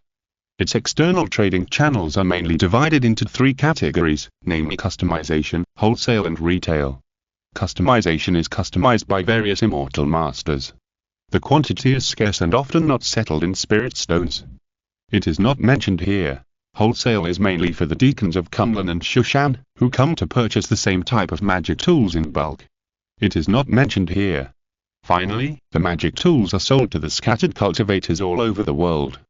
Transactions are carried out through Penglai shops in major market cities such as Fangyu. The shelves of the popular shops with the highest traffic are all filled with magic weapons from Tiangong Fang. The scattered cultivators recognize the brand of Tiangong Fang, which is easy to sell, and the shops are happy to promote it. Therefore, this time, Yuguan Pavilion approached the Chuandu sect leader in order to seize the traffic advantage of Tiangong Fang in this area, and asked the sect leader to order all the stores set up by Penglai in the entire cultivation world to promote the mirror-type magic weapons of Yuguan Pavilion instead. Third senior sister Liang Ruohu only explained it briefly, and Luoyang, who had experience in online shopping in his previous life, immediately understood it, and then he became furious. Good fellow, even rural people know not to eat the extinct family. My master's body is still warm, and you come to bully us Tiangong Fang, there is no one, and steal our traffic, right? This is no longer a simple business competition, we must strike hard. He immediately took the third senior sister and Shilili and walked towards the sect leader's residence in a menacing manner. Halfway through the journey, Luoyang suddenly realized that Shilili was a little bit wrong. The expression on her face was too calm. You know, since her father passed away, Miss Shi has placed her spirit on her husband and career. How could she allow Yuguan Pavilion to dig up the roots of Tiangong Fang? Luoyang went over to hold her hand and said tentatively, don't worry too much. The evil deeds of Yuguan Pavilion will definitely not be hidden from Chuandu sect leader. Their conspiracy will not succeed. That's natural. Shilili said lightly. Seeing this, Luoyang immediately confirmed. My wife is so calm, she is hiding something from me. You have changed, Miss Shi. You have never been such a wise military strategist before. However, since Shilili seemed to have prepared in advance, she is now confident and not panicking at all. Luoyang can only choose to trust his wife, stop thinking, and see how she will deal with it next. If it doesn't work, I will come out to save the situation. Near the residence of Kwandu sect leader, the three met Tianzan, the son of the sect leader. The young master was talking and laughing with a beautiful young apprentice sister.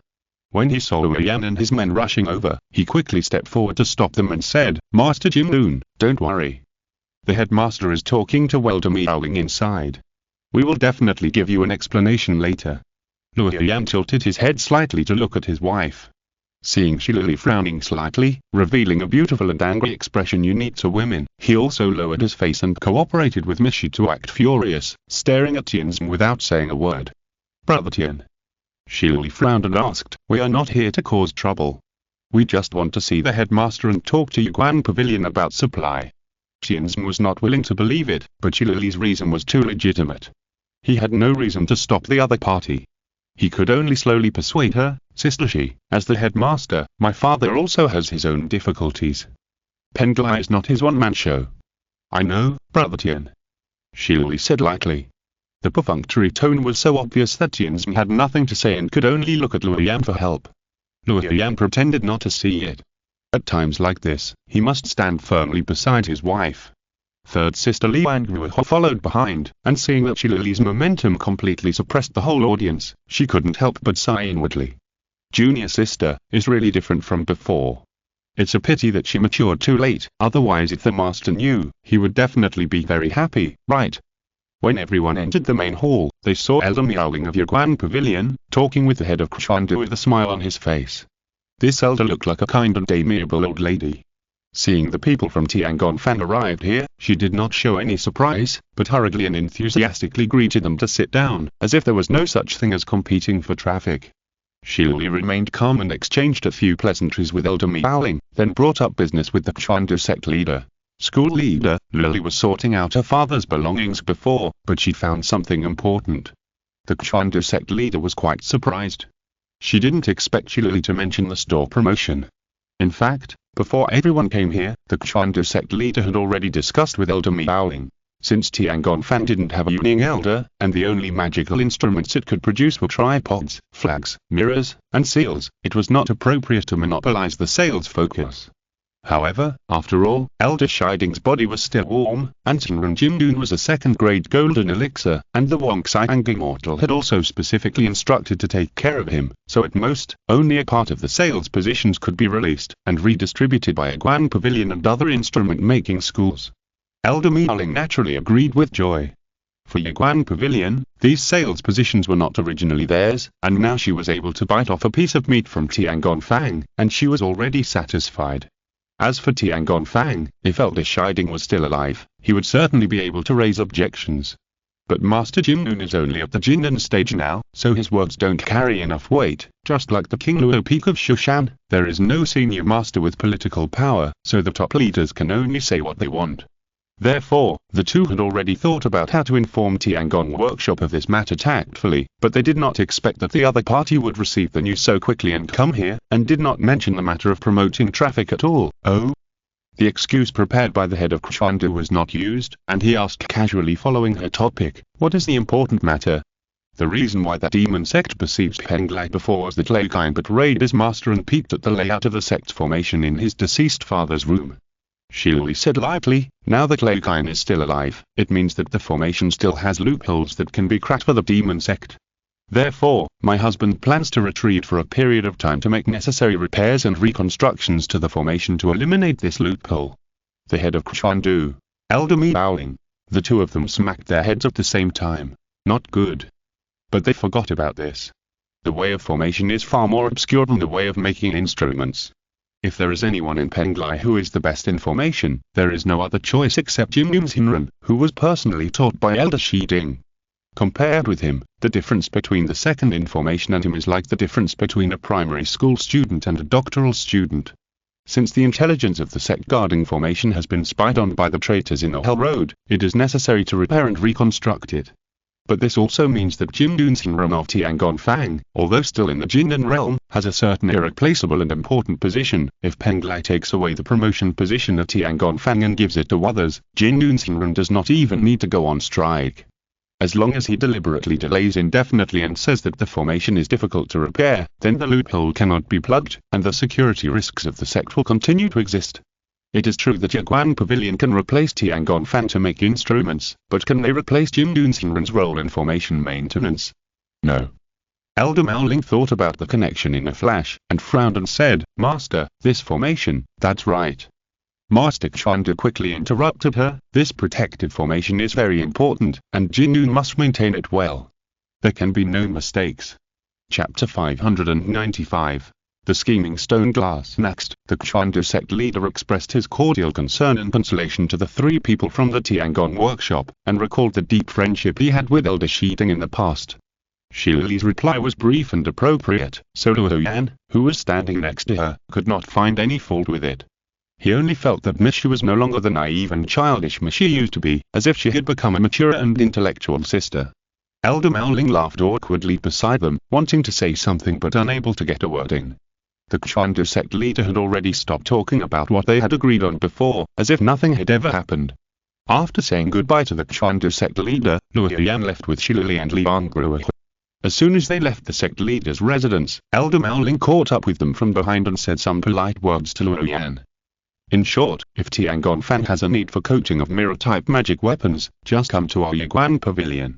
Elder Mowling said with a sad expression, when Elder Shiding was still here, I had a deep friendship with him. From what he said, it seemed as if there was no such thing as digging for traffic.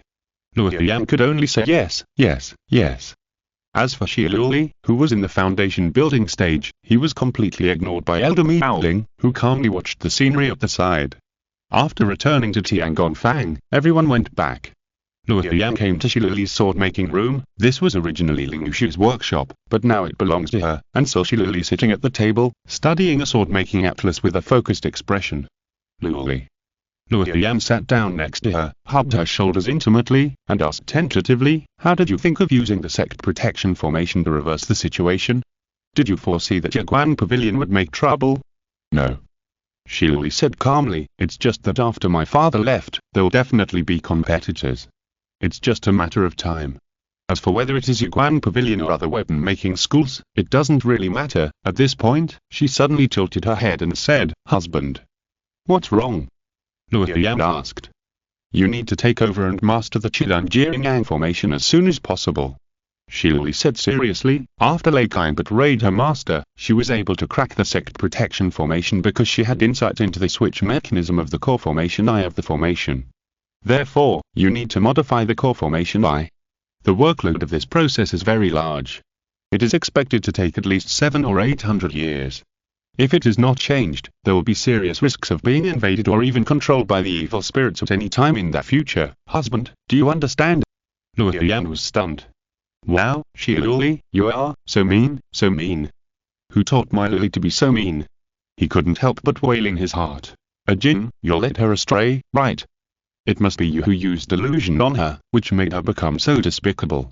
That's enough. Kumlinjing said disdainfully, take away the smell, it's quite disgusting. Luo Yan said sadly. It's okay that she is not naive, not to mention hard-working and diligent. Now she has started to scheme. I dare not think about what she will become in the future. Wake up. Kumlinjing said helplessly, Shiluli is not stupid, right? It's just that because she was taken care of by Elder Shiding in the past, she didn't have any responsibilities on her shoulders, so she had no room to use her brain. Now that Elder Shiding is gone and Tiangong Fan is in a business crisis, she finally cheered up. Is it hard to understand? That's what you say. Luo Yan was still making specious arguments, but suddenly becoming so alert, doesn't the possibility of seeing through my true face increase? No. Kumlinjing said with a smile, if it comes to wisdom, I believe you can defeat her. Hearing Ah Jing's perfunctory nonsense that showed he didn't want to take any responsibility, Luo Yan sighed helplessly. Alas, she is my mate after all, so I have to be careful in the future. I know. Luo Yan stood up dejectedly, I'll go take a look at the formation. Shiluli tilted his head and looked at him, puzzled and asked, why is my husband depressed? Nothing. Luo Yan said hypocritically, I just think that you have changed so much, Luli, because you are so sad, and I, as your husband, can't do anything, so I feel guilty. There's no need to feel guilty. Shirley gently held his hand. I didn't become like this because I was too sad, but because I became a Taoist partner with you. I want to make some contributions to my husband's career. Besides, Tiangong Fan is also that foundation left by my father. It is reasonable for me not to sit idly by and watch it fall. Okay. Luo Yan said insincerely. After watching him leave, Shirley looked at his back in silence, and then slowly sat down on the chair again. Unconsciously, the warm memories of her past with her father, her junior brother, and her senior brothers and sisters emerged in her mind. After a long time, she came back to her senses and found that she was already in tears. After 100 years of confusion, seeing you back in one day, it's like waking up from a dream. Father, Luo Yan left the Tiangong workshop and headed towards the central array of the sect protection array. The Chidang array is located deep underground in Penglai Fairy Island, and there are Yuning elders on duty at all times. Perhaps it was because the head of Kwandu said hello, the elder was very happy to let Luo Yan go and walked into the spacious array room hall. In the underground hall, the array rooms were densely spread all over the ground, walls and ceiling. It was obvious that the technique was the trace of elder shiding. The coupling degree between them was very low, and it was very simple for new array masters to master it, as well as for subsequent maintenance and optimization. No wonder Legain found a way to open and close the array after secretly learning for a period of time. From the perspective of the sect, such a large formation is undoubtedly very good, and it relies less on the formation master. My mentor is too honest. You can see that Shirley is very knowledgeable. Luo Yan smiled slightly and began to adjust it, modifying the large formation in the direction of the ancient formation. First, improve the coupling degree of different formation areas. In this way, if the formation master who has not studied this formation in depth makes a mistake in adjusting one area, other areas will also malfunction or even fail. Secondly, optimize all the prompt rune annotations. It is because there are too many explanations that traitors like Legain can easily learn it. The security level of a formation that is too easy to be thoroughly studied must be problematic. I not only have to delete some annotations, but also add more nesting, more coupling, and more loops to make the runes more sophisticated, more integrated, and more difficult to understand. In this way, if there are more traitors from the demon sect who try to learn the secrets of the formation, they will find that it is like reading a heavenly book, and the security level is greatly improved. Of course, since I set up the formation myself, there will be no problem for me to maintain it. Chapter 596. Impacting the second-grade stone glaze. The Kwandu sect master and the Wongsai Immortal stood in the underground array room, looking at the surrounding Chidang array. The dense rooms that were originally spread all over the room, now had a large empty space in the center of the ceiling. What is this? The Kwandu sect master gestured to Luo Yan with an inquiring look. I compressed and encrypted some areas of the original array. Luo Yan replied calmly, although the array arranged by the master was perfect, it was cumbersome and cumbersome. I simplified some standard but unnecessary runes. On the one hand, it saves more space and can add new content later. On the other hand, it also increases security a lot. At least it won't be easily mastered by someone who steals it for a few years. This is the work of an ancient array. The Wongsai Immortal sighed. Luo Yan replied respectfully, yes. Very good. The Immortal did not ask about maintenance issues, which means that he can only roughly understand the principles of the array, but can't set up the array. Then let's start it and try it. The Kwandu sect master suggested. He came to the center of the array and pressed his hand on the surface of the tripod. Suddenly, the cauldron began to vibrate with a buzzing sound, and a wave-like, liquid-like light overflowed from the inside of the cauldron, surging with mysterious light in the room. The Kwandu sect master closed his eyes, and his consciousness spread out along the formation, quickly covering the entire Penglai Island. Not bad, not bad. The so-called not bad does not mean that Luo Yan's modification is very good. In fact, it is almost the same as the original. It's just that Luo Yan, with his golden elixir body, can modify the formation of the stone cauldron elder without any problems. After all, there are so many runes missing from the ceiling, which just shows that Luo Yan already has the ability to maintain this formation. In your opinion, Wongsai Immortal asked in a gentle tone, if we continue to encrypt until the information of the formation stolen by the traitor is completely invalid and cannot play any role, how long will it take? It's hard to say. Luo Yan immediately replied cunningly, I am not familiar with this formation at present. If I continue to study it, the estimated time will be shortened. Yes. Wongsai Immortal nodded slightly, knowing that Luo Yan meant that at the current speed, it will definitely take a long time to transform. But on the one hand, the more transformations are made, the higher the security. On the other hand, as he becomes more familiar with the formation, the transformation speed will also become faster, so there is no need to pay attention to the construction period. Thinking of this, he nodded to the head of Kshandu. Luo Yan also breathed a sigh of relief. He had been revising it over and over again for so long, and finally passed the first review. As soon as everyone left the underground formation hall, a real person rushed over and said to the Kshandu sect master and Wonxiang Immortal, "The 5 sects of the demon sect have mobilized their troops to besiege Shushan." The two were stunned when they heard this. Luo Yan frowned and quickly pretended to be stunned. "Convene a high-level meeting of the sect immediately." Wonxiang Immortal quickly ordered the Kshandu sect master, and then turned to warn Luo Yan, "Jin Noon, you go back first, and don't tell anyone else about this." "I didn't hear anything," Luo Yan replied immediately.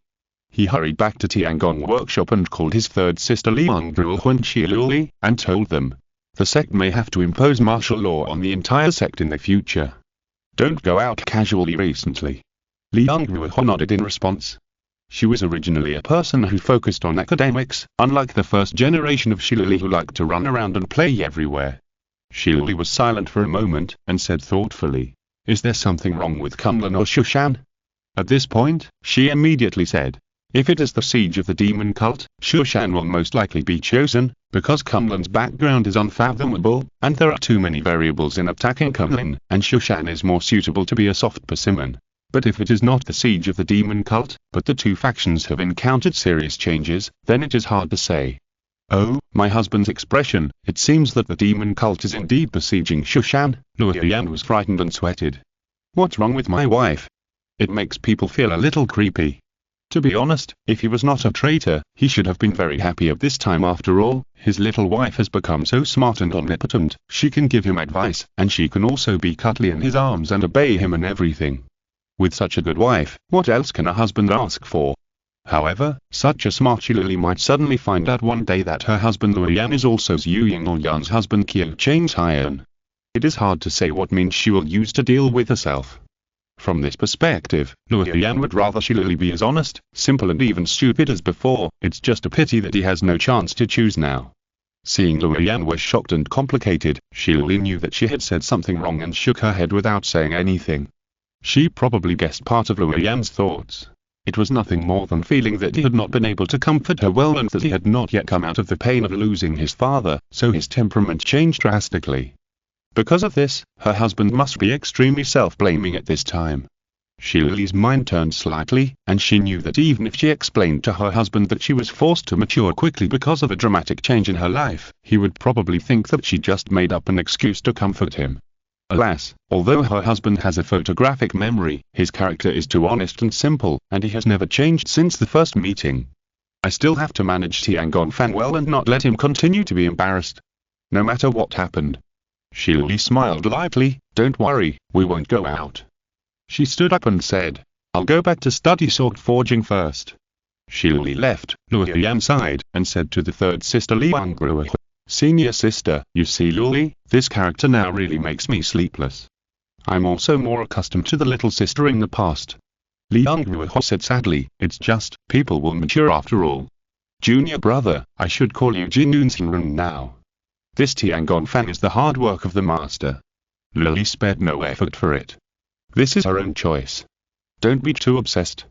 Sometimes, you still have to look forward." She also stood up and said goodbye and left. Luo Yan sighed again and turned to go out. It is not easy for a disciple of the foundation building stage to leave the sect, but he, a Jintan Xinren, has no problem. Besides, my wife is at the waffle level after all, and I have to find some purple mansion secret medicine for her. I can't let her study sword forging, practice daily, and distract herself from looking for opportunities. If I remember correctly, my wife now has 60 years of Jin Mercury Dao, 50 years of Keyuan spiritual Qi, 30 years of Yochai Jin Line, 30 years of Zhuxia Dan, and 50 years of Uludo Moral Flowing Light, which adds up to 220 years. If she goes to cross the calamity now, she will be a stable third-grade golden elixir. But Lily did not choose to form a pill, naturally because she still has more than 100 years of life left, and she can impact the second-grade golden elixir that reaches the threshold of 400 years. So far, she has taken all the Purple Mansion secret medicines that Pengliu King Temple can get, which is also the main reason why most of the Orthodox elite monks are stuck at the 3rd grade golden elixir. It is too much of a test of opportunity to upgrade to the 2nd grade. Fortunately, Luo Yan is not short of opportunities. After carefully recalling it in his memory for a long time, he reached into the Tiangong Baibahu bag and took out a wooden box. When Ling Yunpa was in the misty forest of southern Xinjiang, there were still a few remaining Seabodization. Since senior sister had already taken them, he originally wanted to wait until his other wives reached a higher threshold of the golden elixir before taking them out. Zhu Yingyan was too ambitious and rushed to the 2nd grade golden elixir himself. He did not lack the 30 years of cultivation of the Seabodization, so he gave one to Shilili first. As for the rest, which Jing was not his wife, nor was she his senior sister or junior sister. In fact, their relationship could only be regarded as a confidante. But he could keep it for her, and see how she performed later. Then there were Wei Dongliu's 2 apprentices, and they had just finished dividing it. Thinking of this, Luo Yan took the wooden box and walked towards Shilili's sword-making room. If you're listening to this novel on a channel other than Mundo Fanfic Novelers, it means they downloaded and uploaded it without effort. We cordially invite you to visit our channel, Mundo Fanfic Novelers. There you'll find the original version of this story and you can explore many other novels of various genres. We're waiting for you to immerse yourself in a world of incredible novels. Chapter 597. Dan forming and Pete Witch Jiang in the sword-making room. See body. Shilili was a little surprised. She stretched out 2 green fingers, pinched the sea body handed over by Luo Yan, and put it in front of her eyes to examine it carefully. That's right. Luo Yan smiled. Taking it can increase the cultivation of the Palace of Transformation by 30 years. After a while, he was a little uneasy. Luli, don't you want to eat it? Wait a while. Shilili picked up the sword manual again. Wait until I finish reading this manual. Luo Yan left uneasily, and Shilili picked up the sea body, but was not in a hurry to take it, but just turned her mind silently. This sea body, if I remember correctly, requires some ancient aquatic monsters to grow. However, with the defeat of the ancient monsters, that monster tribe collectively moved to the East Empire realm, and this sea body gradually disappeared from the world of cultivation. Where did my husband get the sea body? Could it be that there are descendants of the ancient monsters in some corner of the East China Sea now? Niam knew. Shilili said lightly. Here. The white jade puppet quickly fell from the sky and landed in the courtyard of Tiangong workshop. This puppet, as a kind of high-level magic weapon, was also cast by the old Elder Shiding. Although it was set to serve only the Ning elders of the sect, the Elder Shiding deliberately left a back door and hid it in the scriptures of Tiangong workshop. Shilili recently browsed through the collection of books left by his father. After finding the record here, he successfully obtained all the permissions of Nianu. Only then did he find that the actual functions of this puppet were much more than what the workshop thought. Help me check the records of Master Jingdun leaving the island. Shilili ordered. Retrieve the records of the last 3 months. The white jade Nianu quickly replied. Master Jingdun has not left in the last 3 months. Didn't leave? Shilili frowned slightly. In other words, he had obtained this sea body a long time ago, so why did he give it to me today? This kind of Purple Mansion secret medicine is useless for a husband who has already formed a pill. Shouldn't it be given to his wife to take as soon as possible? At that moment, Shilili had an instinctive alert, but was quickly suppressed by her reason and calmness. There was no evidence, but she suspected that her husband had cheated on her. This idea was really ridiculous. It's just, this sea body. Slowly turning the sea body between her fingers, Shilili gradually fell into deep thought. Luo Yan took the remaining sea body and told Kunlun Mirror. Read Wei Dongliu's file. Okay. Kunlun Mirror responded. Point 4. Shipping mounting, Tongchuan Gate. Character identity. Wei Dongliu. Mirror flower water moon templar covered, traveling through time and space. Wei Dongliu returned to shipping mounting, the heart of Tongchuan Gate, and saw Witch Jing teaching 2 apprentices. So in fighting with others, the most important thing is to strike first. Jing Lin concluded, first of all, you have to make sure that the opponent's experience in fighting is not much richer than yours, and it is even more unrealistic to strike back. In fact, when the combat capabilities of 2 people are similar, the one who strikes first and hits the opponent is basically halfway to victory. Then if the opponent's strength is really much stronger than mine, wouldn't it be a flaw if I strike first, and put myself in a disadvantageous situation? Jun raised his hand and asked. Stupid. Which Jing flicked her forehead. If the opponent is stronger than you, your top priority is to run away. From this perspective, running away early is definitely better than running away late. If you seize the initiative and find out that the opponent is too strong early, and then turn around and run away, isn't it better than staying there stupidly and testing the opponent? That's right. Wei Dongliu walked into the teaching scene and looked at the two apprentices majestically. Why don't you write down the knowledge points? The two hurriedly frantically went to get paper and pen. Thank you for your hard work, Brother Jiang. Wei Dongliu brought Witch Jing to the side and said with a smile, this is for you. Thank you, Brother Wei. What is this? Jianglin looked surprised. See body. Wei Dongliu said lightly, 30 years of cultivation in the Wafu is a small token of my appreciation for your support of my disciple. How can I be so embarrassed? Jiangmonu smiled and quickly put the wooden box into her storage bag. Doi Wei is too polite. Since I am a guest official of Tongshuan Wanfei sect, your disciple is my disciple. No problem. Wei Dongliu said lightly, I have to go out recently, and I hope Doi Jing will continue to take care of the affairs of the sect. Hey, going out? Jiangmonu subconsciously wanted to take the initiative to volunteer to go with her, only to see Wei Dongliu said firmly. This matter is of no small matter. Doi Jing has not yet formed a pill, so it is better for him to concentrate on practicing in the sect. What a joke, I'm going to get the Wanfei Wetsen sword this time. How can you see the process of getting the sword? I see, I am presumptuous. Jianglin concealed his disappointment and nodded with a smile. Wei Dongliu left in a hurry. Jiangmonu hurried back to the house and could not wait to take out the sea body from the wooden box and take it to refine the medicinal power. After about a few days, she opened her eyes again, and a look of disappointment appeared on her face. What happened? Jianglin recalled carefully that he had entered the Wafu stage for some time.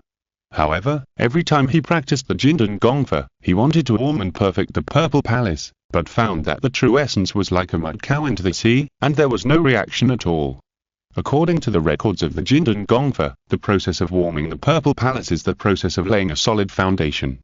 As the true essence continues to operate and adhere, the inner wall of the Purple Palace will become more and more perfect, and finally reach the state of being as warm and smooth as jade, which is the Jade Palace. The Jade Palace is the basis of the upper grade golden elixir. If you rashly form the elixir without the Jade Palace, there will be some flaws in the golden elixir grade, which will affect the realm of becoming an infant and ascending to the immortal realm. However, Jianglin roughly estimated that although his Wafu cultivation has not reached more than 200 years, it is not far away, but there is no sign of perfection in the Purple Palace. For example, it's like buying a house and the delivery date is approaching, but she finds that there is no house in the community. How can she not be anxious? Maybe there is something wrong with the Jindan technique. Jianglin pinched the technique jade slip hard, and a deep haze appeared in his eyes. The Jindan technique was found after killing the senior sister Aizhinzi in the past. If it is said that Elder Kaimo deliberately tampered with the technique to force Aizhinzi to take care of the sect affairs for her, it can be said that the masters of Tianmo are basically like this, and they like to hold a handle on their apprentices in their hands. If not, it is that there are congenital defects in her physique or even Taoism. This situation is too terrible, so that Jiangmonu was not willing to think in this direction. There must be something wrong with the Jindan technique. In this case, she will have to hunt down a few more Wafu-level cultivators of Tianmo, compare and reference the Jindan techniques given by different masters, and try to restore the real content of the technique. As for the risks involved, although it would definitely bring great danger to the Wafu-level monks who were against the heavenly demon Ruin specifically hunted them, as long as he handled it carefully, he didn't have to be timid. Fortune and wealth are sought in danger. At worst, he still had a sense of danger. Chapter 598 Major Crisis Witch Jiang on an island somewhere outside Yangzhou. Elder Kaimo, the original master of Witch Jiang, was sitting quietly on the island. A dark cloud suddenly came from the direction of Shenzhou, and in an instant it reached the sky above the island and landed in front of Elder Kaimo. The person in the cloud was covered in black fog, and it was impossible to identify his identity. We have known each other for many years, and this meeting is in a remote place. Why are you hiding your head and showing your tail? Elder Kaimo sneered. If the matter is not kept secret, it will be leaked. The man in the black cloud chuckled and said, Isn't it because you were too reckless that you fell into the trap of your disciple last time? A murderous look immediately rose on Elder Kaimo's face, and he gritted his teeth and said resentfully, After Grandmaster Zizia returns, I will definitely ask her to cut Wei Dongliu into pieces. You can't touch Wei Dongliu alone. The man in the black cloud continued to laugh. Now that Grandmaster Zizia has appointed him as the leader of the mortal duo, Grandmaster Zizia will never go head-to-head with Grandmaster Zizia for you. Leader of the mortal duo? What a big tone. Farikaimoth subconsciously wanted to sneer a few times, but she quickly reacted. After all, the person opposite her could not speak nonsense. What does Grandmaster Zizia mean? He wants to regain control of the mortal duo, so he uses Wei Dongliu as an open pawn? That's hard to say. The man in the black cloud said slowly, but the Bloodsea ancestor attaches great importance to Wei Dongliu, and even gave him 3 small arrows, each of which has the power to destroy an ordinary sect. In that case, you just have to be his dog obediently. Elder Kaimoth used provocation. Anyway, you can't disobey that Bloodsea ancestor. I really can't deal with the Bloodsea ancestor. The man in the black cloud said with a smile, but it's not difficult to deal with Wei Dongliu. What Wei Dongliu relies on is nothing more than the protection of the Bloodsea ancestor and his rarely exposed trump cards. If he lives in seclusion, alone, and cuts off his ties with the world, he would be difficult to deal with. However, it is said that he has a concubine who is deeply loved by Wei Dongliu. You mean? Elder Kaimoth reacted immediately. Jianglin, that evil disciple. I have a secret treasure here, called the Book of 1 Arrow to Attract Souls, which is a replica of the Book of 7 Arrows with nailed heads. The man in the black cloud laughed sinisterly. Cut a little man out of underworld paper, write his name and date of birth on the book, nail his head with a small arrow, soak it in the forgetful river for 7 days, and then attach the 6 desire heavenly demons to it to cast a spell. Then, through the mysterious connection in the underworld, you can confuse and control the person being treated like a puppet. If you tell her to go east, she can't go west. Of course, if there is something that can block the secrets of heaven, this spell will no longer work. That evil disciple should not have a magic weapon that can block the spell.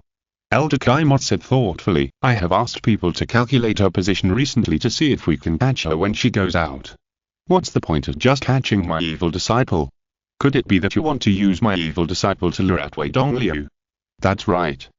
The man in the black cloud laughed. You and I only need to set up many traps around Jianglin, and when Wei Dongliu comes to rescue Jianglin, we will detonate them all. If Wei Dongliu dies on the spot, that's fine. You have vented your hatred, and I have removed the stumbling block. What if Wei Dongliu has many cards and is lucky enough to survive? Elder Kaimoth asked tentatively. Even if that's the case, we are not at the scene. Who can he go to for revenge? The man in the black cloud laughed. Of course, even if you can't kill Wei Dongliu, at least you have dealt with the evil disciple, right? Elder Kaimoth was immediately tempted. She went over the overall plan that the other party said in her mind.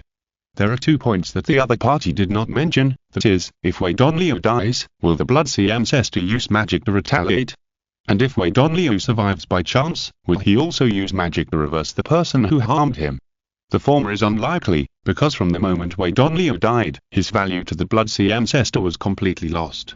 Even if the Bloodsea ancestor calculated that he killed him, could he still kill him to the heavenly demon to ask for the free ancestor? The status of the immortal has its own set of rules. Just like the free ancestor would not go to the Bloodsea ancestor to ask for Wei Dongliu's life for himself, the Bloodsea ancestor would not make a big fuss about it. It is one thing to kill him if you meet him casually. It is another thing to rush to the other party's sect to kill him. As for the latter, let's not talk about whether Wei Dongliu has the means of calculation. Even if he does, the Bloodsea ancestor can't kill him to the heavenly demon to take revenge, and Wei Dongliu was naturally powerless. In this way, this plan is not bad, at least it can get rid of Jianglin, the evil disciple. Speaking of this, I have recently learned a secret blood refining method. Elder Kaimoth sneered and said, use a monk as a sacrifice, and insert silver needles into the acupuncture points all over his body to make his ki and blood boil violently. The sacrifice will suffer extreme pain before death, and the bones, flesh, and skin will melt one by one, which is absolutely unbearable for ordinary people. Such a huge painful emotion can attract extremely high-level demons from outer space. At the time, I will hide the demon in the corpse, pretending that Jianglin is still alive, lure Dongliu to come to rescue, and then give him a huge surprise. That's great. The man in the black cloud said with satisfaction, then it's a deal. At the same time, Jianglin was pretending to stroll around Linan, and suddenly realized that an extremely terrible crisis was about to hit. Big crisis. She jumped up in fright like a rabbit, and quickly looked around for a moment. No enemies doesn't mean there is no danger, you have to run away quickly. So the witch Jing immediately flew up on her sword and rushed at full speed towards Shipping Mountain. Only with the protection of Wei Mojin can she feel completely at ease. On the other side, Wei Dongliu has already arrived in the Sichuan Tibet region on his sword, and is flying in the direction of the Snow Mountain Pagoda. The Wonxai Bangwuxian sword has already been obtained.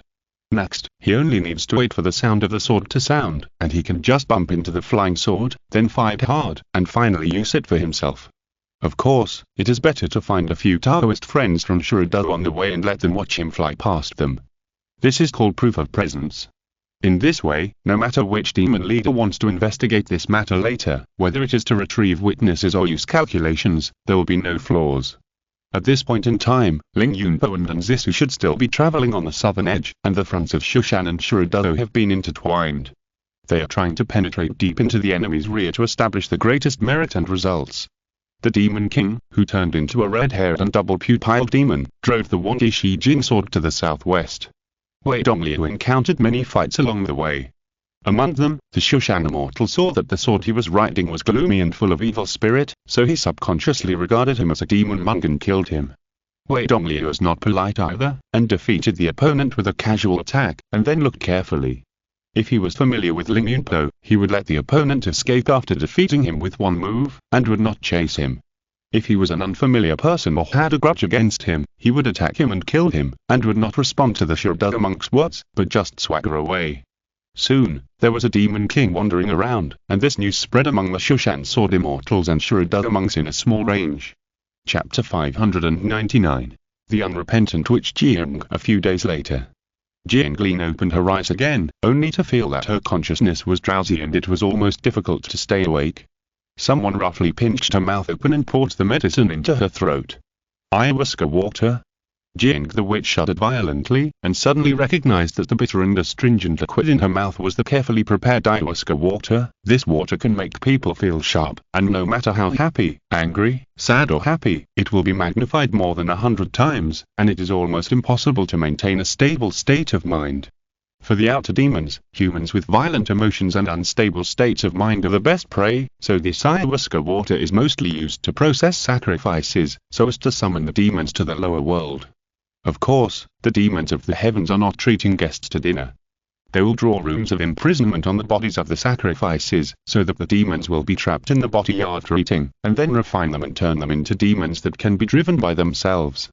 Jianglin tried to look forward and finally vaguely recognized the face of the Elder Kaimo. Am I going to die? Evil disciple. Elder Kaimo slapped her in the face, and she almost screamed in pain. I'll give you one more chance.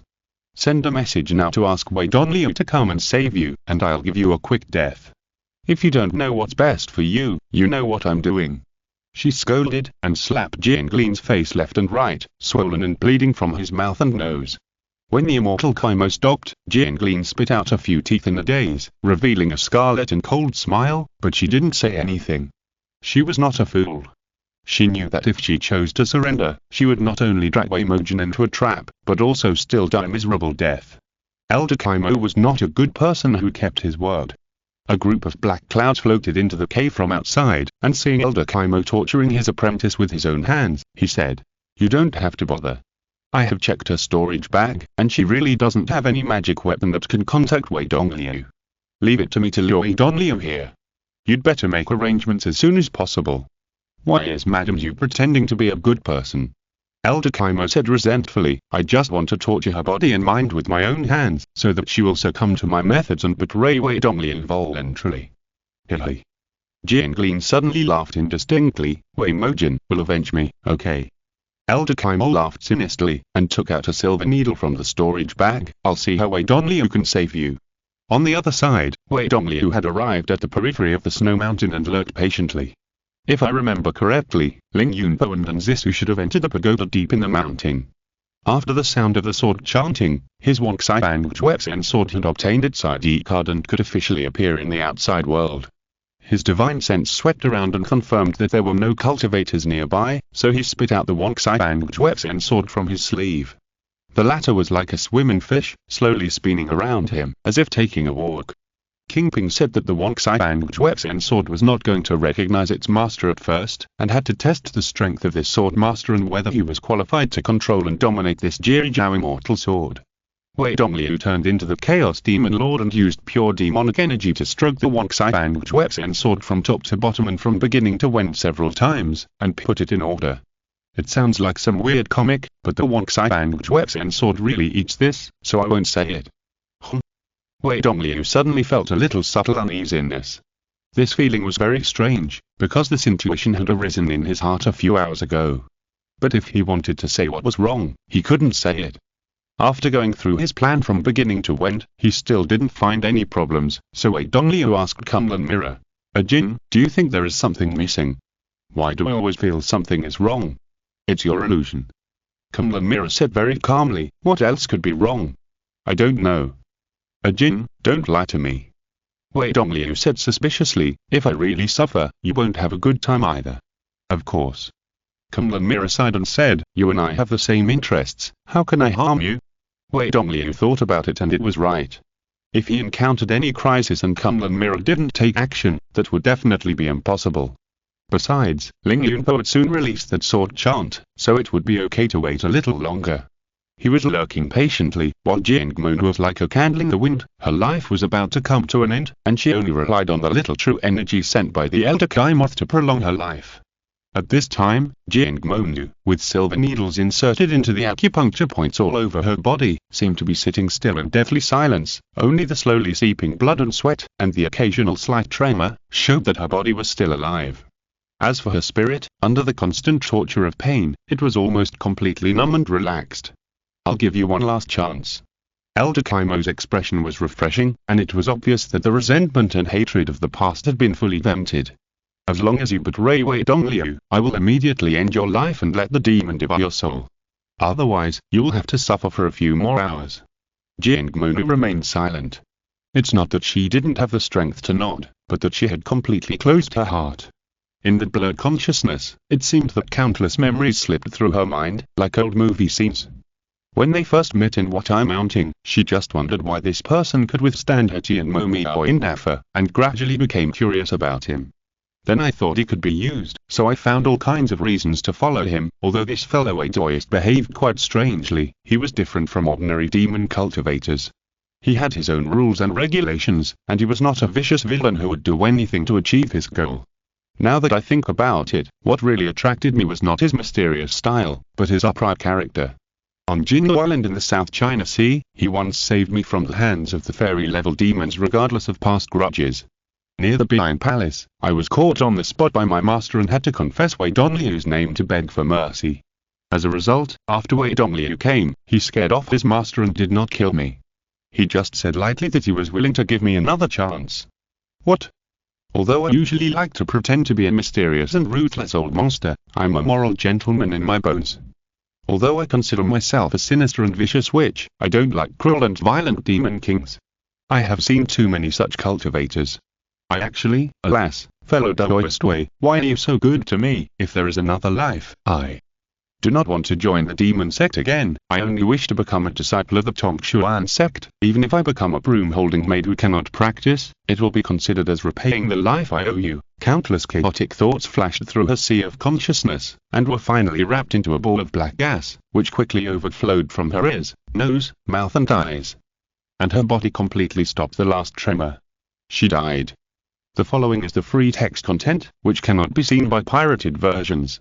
Jianglin's body died, but a large amount of black gas came out of his ears, nose, mouth and eyes. The fairy Kai Moth was stunned, and saw two more balls of black gas in the sky, passing through the dome of the cave and falling down. They rolled on the ground and turned into two beautiful women in palace dresses. They were the great freedom demon of Hihozizahitian, the top existence among the demons. But how could this mere offering of a cultivator in the Foundation establishment realm attract a demon of the level of the Great Freedom Demon to descend to the lower world? Before she could figure it out, she saw Jianglin's body suddenly collapse into a ball of skin, and the black gas coming out of her body condensed into a beautiful and confused Jiang witch. The two beautiful women in palace dress smiled at each other, walked forward together, held Jiang witch's arms, and said in a tender voice, "Sister is finally back. Congratulations to sister on your great success." Chapter 600. the free heavenly demon, the dark witch in the sky, in the sixth layer of the outer heaven, the sixth heaven demon king is the master of all demons, and can enjoy the joyful karma of the other 5 desire realms in the lower layer.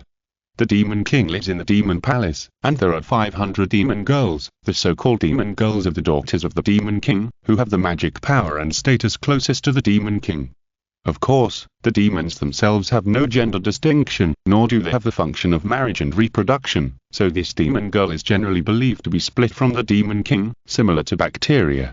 It's just that demon girls usually tend to turn into beautiful human women, so they are called demon girls. Where there are people, there are rivers and lakes, and demon girls who feed on desire are no exception. After the demon king left the heaven of transformation and freedom forever, the intensity of the struggle between the demon girls reached its peak, and everyone wanted to compete for the position of the sixth heaven demon king. Among the 500 demon girls, there are 3 sisters with the strongest magic power and the best relationship. The eldest sister is called Liam, the second sister is called Li Chu, and the younger sister is called Li Hen. The witches chose their own names, which essentially represent the witch's favorite predatory emotions. Lian means the fear of death. Li Chu means the reluctance of death. Li Hen means the resentment of death. Since the fear of the creatures in the lower world is the most when they die, the eldest sister Lian has the strongest magic power and is the leader of the 3 sisters.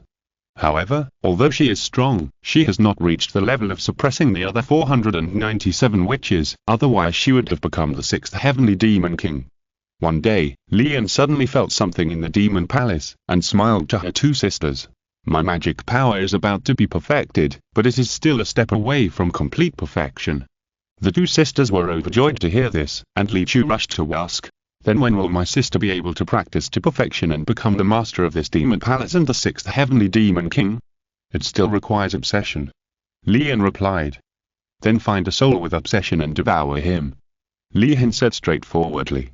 "If you want to do this, you need to consume at least 6,000 souls." Lian smiled and shook his head, "But I have an idea. Go to the lower world as a human being and experience obsession firsthand." After hearing what Lian said, Li Chu said in astonishment, "Sister, why would you have such an idea? Oh, do you think there are too many wars in this demon palace and the conflicts are too fierce? We 500 sisters were as close as brothers when our father was still alive."